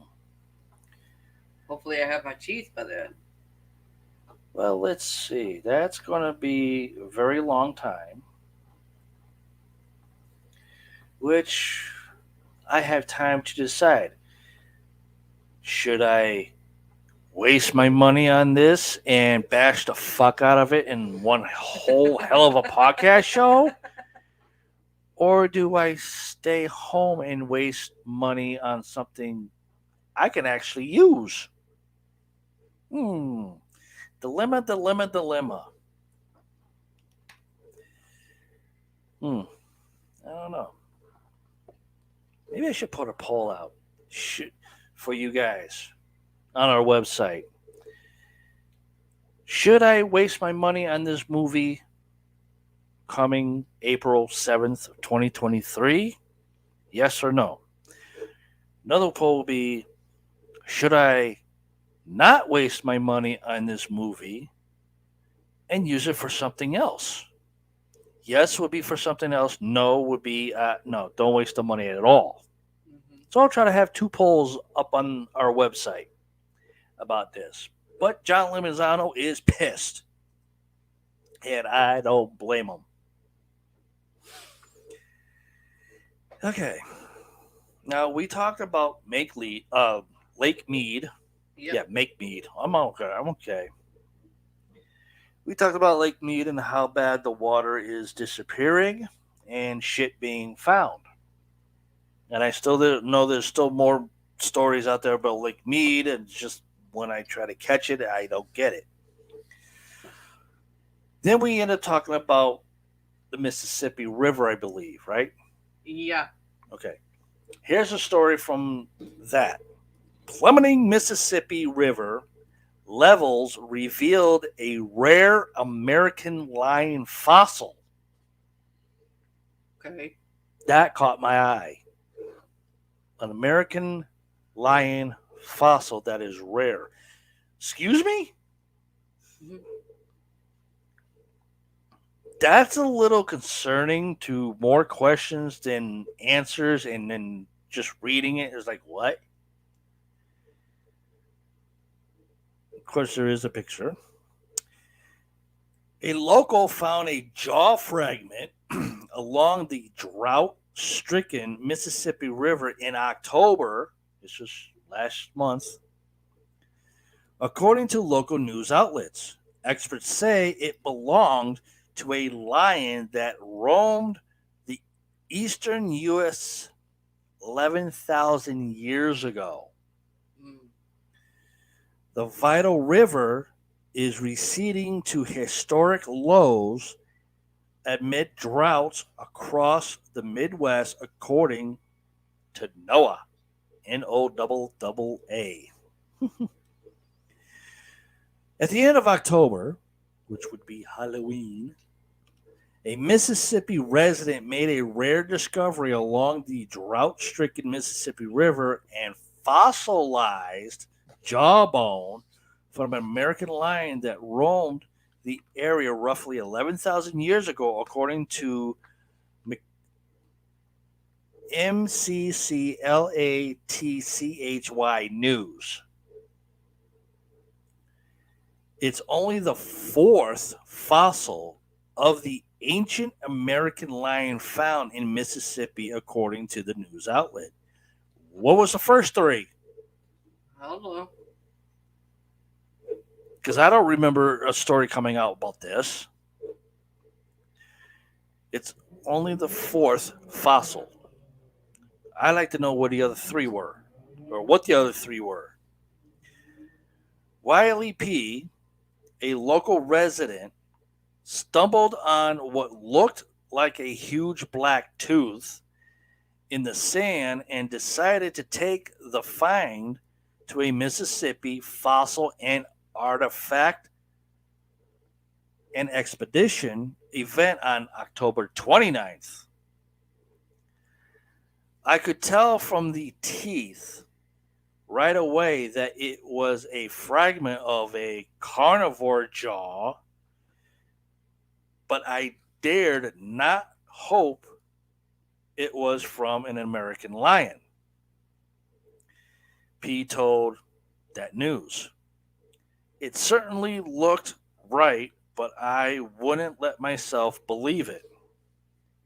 Of course, they have a picture of this lion here.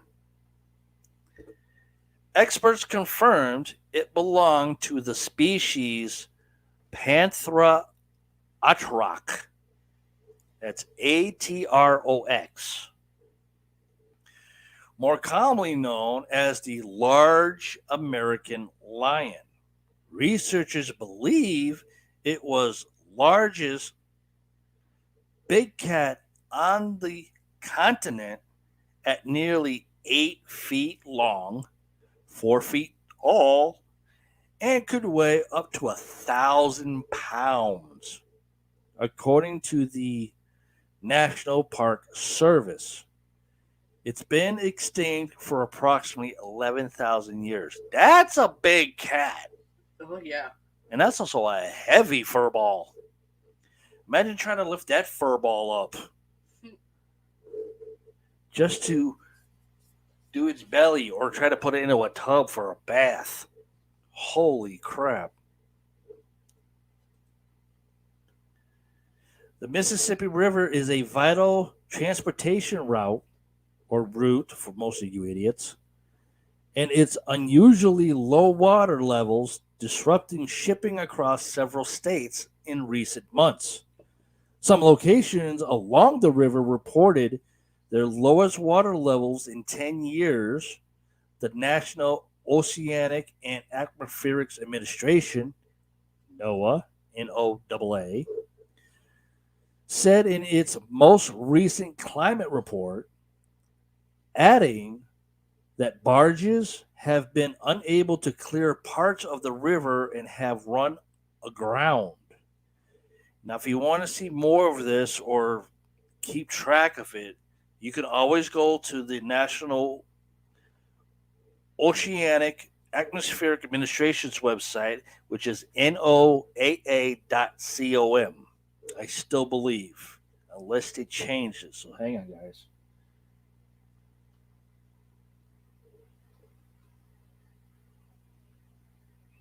See if it is right.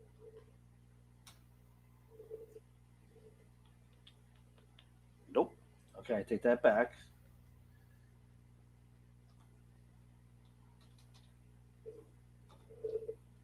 Come on, stupid girl. Okay, now this computer wants to be stupid.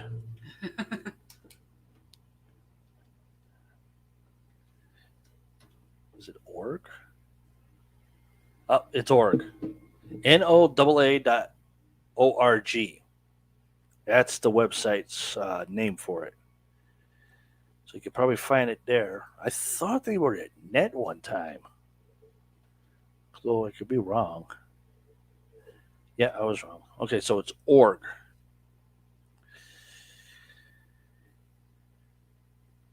The fossil is the largest remnant of the past unearthed by the Mississippi River drought. In early October, low water levels revealed an old sunken ship along the river's bank. Archaeologists believe the remains are from a ferry, which this one is spelled Ferry, Uh-huh. that sunk in the late 19th or early 20th century after it was damaged in a storm, the Associated Press reported. So there's 5 ways of spelling ferry. Where? And this is one of them. Ferry. So now there's 4 ways of doing it that we already said earlier. Yeah. And then wings. here's the 5th one. Yeah, the 5th one is the boat. Yeah. Though this was the first time the ship has been fully exposed, small parts of the vessel emerged from low waters in the 1990s. At that time, the vessel was completely full of mud, and there was mud all around it, so only the very tip tops of its sides were visible. Chip M., Louisiana state archaeologist, told the AP when the shipwreck emerged in October, they had to move a lot of dirt just to get some narrow windows in to see bits and pieces, he said. I wonder how much dirt there was, or in this case, mud. I mean, because the story did say mud earlier, and now this Yeah. guy's saying dirt. Which one is it? Is it dirt or is it mud? Because dirt turns into mud. Yeah. I don't know if mud could turn back into dirt. When it dries. According to a growing body of research, rising global temperatures due to burning of fossil fuels enhance evaporation, making droughts more severe. Experts previously told Insider that a human caused climate change warms the planet and intensifies droughts. More remnants of the past may be unearthed by receding waters. That's it for that story. And I can already tell you, it's the fucking idiots that don't know what the fuck they're doing in EPA. Get them out! And that's it for that story.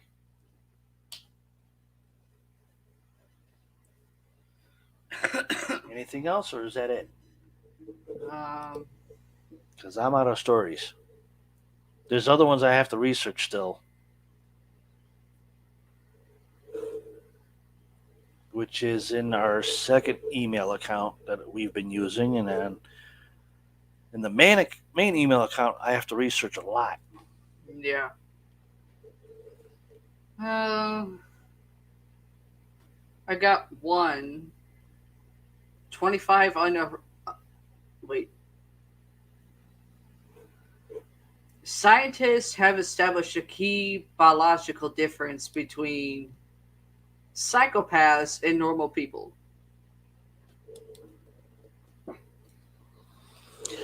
Well, this should be interesting. A new study has shown that psychopathic people have a bigger sparatum area in their brain. Only if they have one. Neuroscientists, huh? Only if they actually have one. Neuroscientists using MRI scans discovered that psychopathic people have a 10% larger sparatum, a cluster of neurons in the subcortical basal ganglia of the forebrain than regular people. This represents a clear biological distinction between psychopaths and non-psychopathic people.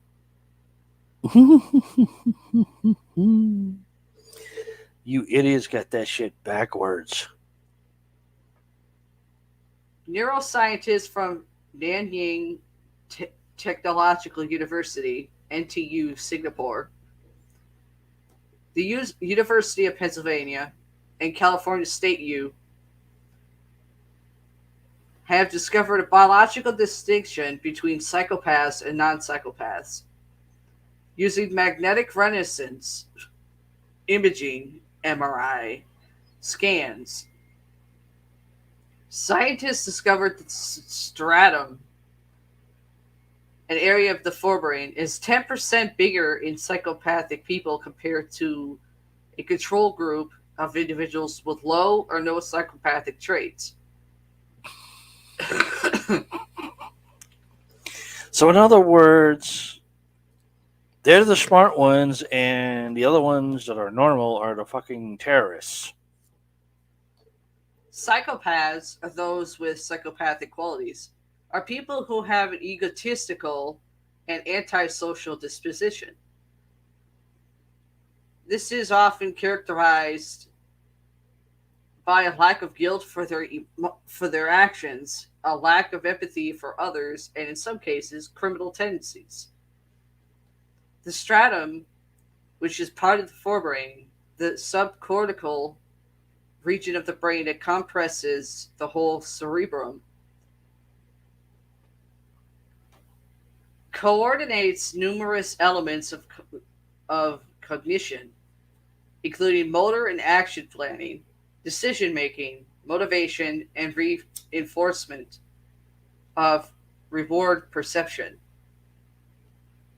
Previous research has shown that psychopaths have overactive stratum, but the influence of its size on behavior has yet to be confirmed.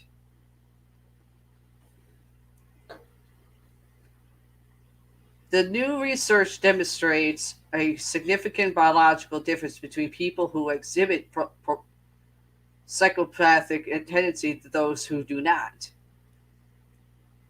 While not all people with psychopathic qualities end up violating the law, and not all criminals satisfy the criteria for psychopathy, there is a strong association. There is also significant evidence that psychopathy is associated with more aggressive behavior. The understanding of the role of biology in antisocial and criminal behavior may help improve existing theories of behavior, as well as inform policy and treatment options.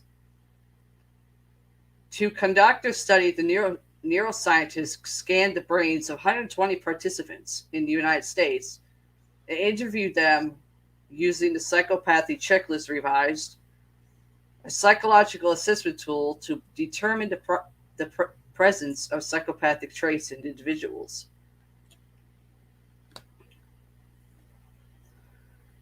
Assistant Professor Olivia Choi from NTU School of Social Sciences, a neurocriminologist who co-authored the study, said, "Our study's results help advance our knowledge about what underlies antisocial behavior such as psychopathy. We find that in addition to social environmental influences, it is important to consider that there can be differences in biology. In this case, the size of brain structures between antisocial and non-antisocial individuals."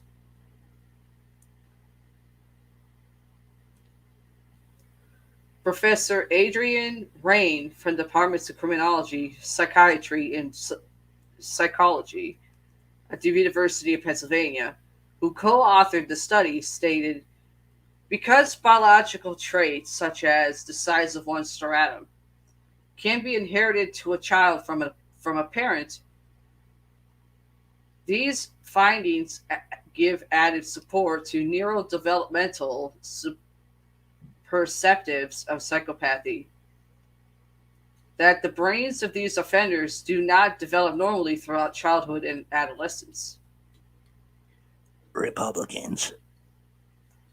Professor Robert Chung from the School of Criminology, Criminal Justice, and Emergency Management of California State University, Long Beach, who co-authored the study, added, "The use of the psychopathy checklist revised in a community sample remains a novel scientific approach,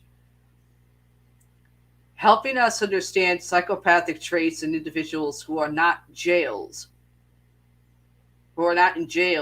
or in prisons, but rather in those who walk among us every day. Highlighting the significance of the work done by the Joint Research Team, Associate Professor Andrea Glenn from the Department of Psychology of the University of Alabama, who is not involved in the research, stated, "By replicating and extending prior work, this study increases our confidence that psychopathy is associated with structural differences in the stratum, a brain region that is important in a variety of processes important for cognitive and social functioning. Further studies will be needed to understand the factors that may contribute to these structural differences."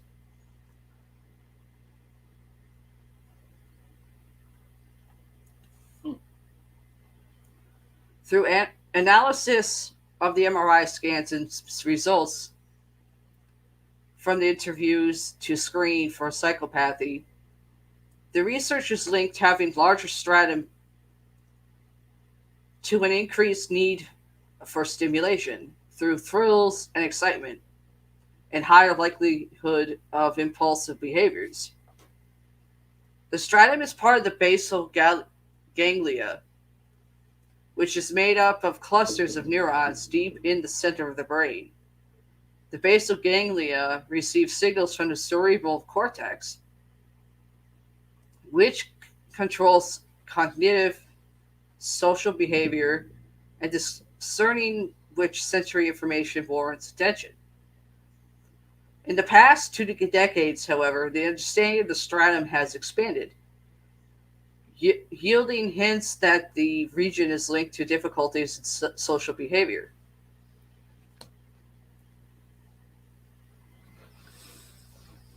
Previous studies have not addressed whether stratal enlargement is observed in adult females with psychopathic traits.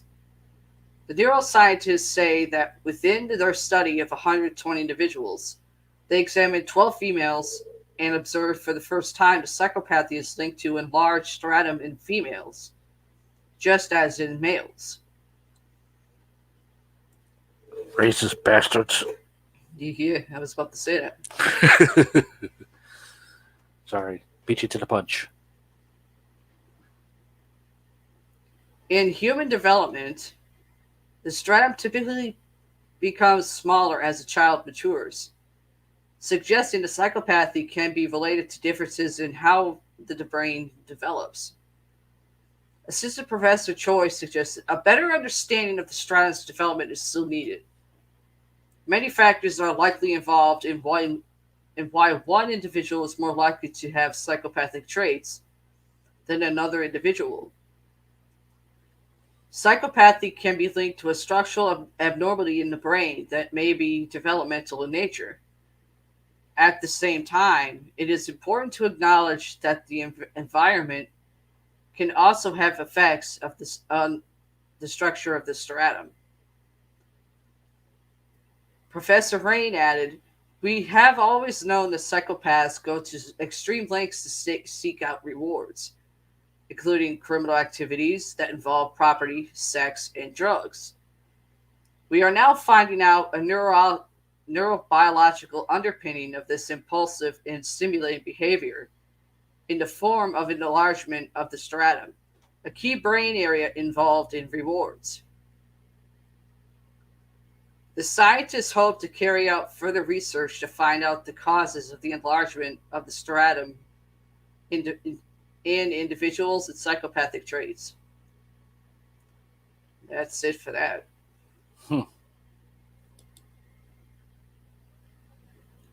Wow. So, in other words, they're abnormal,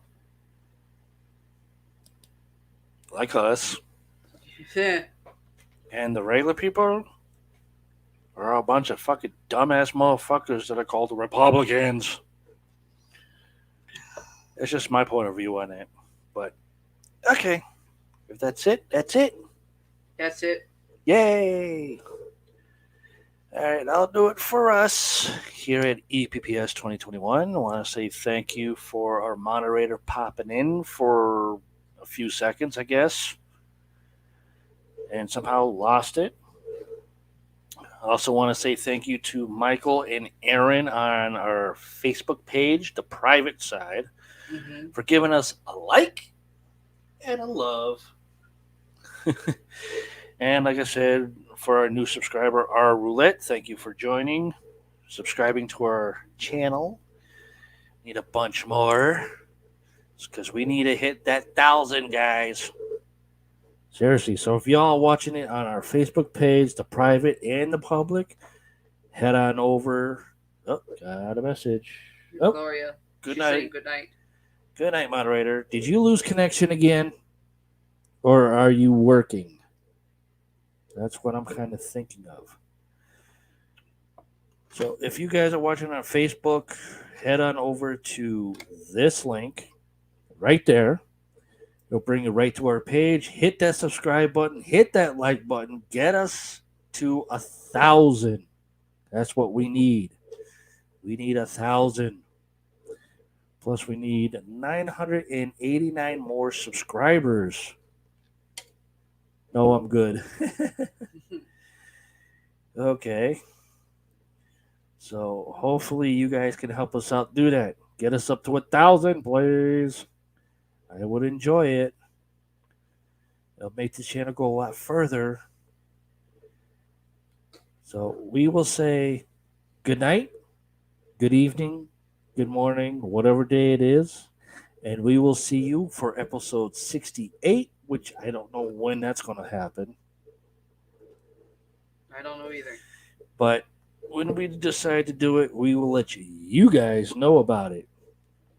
So make sure you hit that notification bell to say notify me when you see a post up for the next episode that's coming out.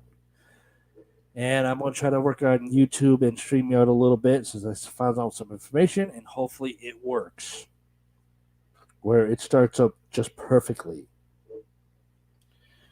But I'm going to do that to my other show, which I will somewhere in between this podcast show and my other show, I will also throw it out there to you guys. All right?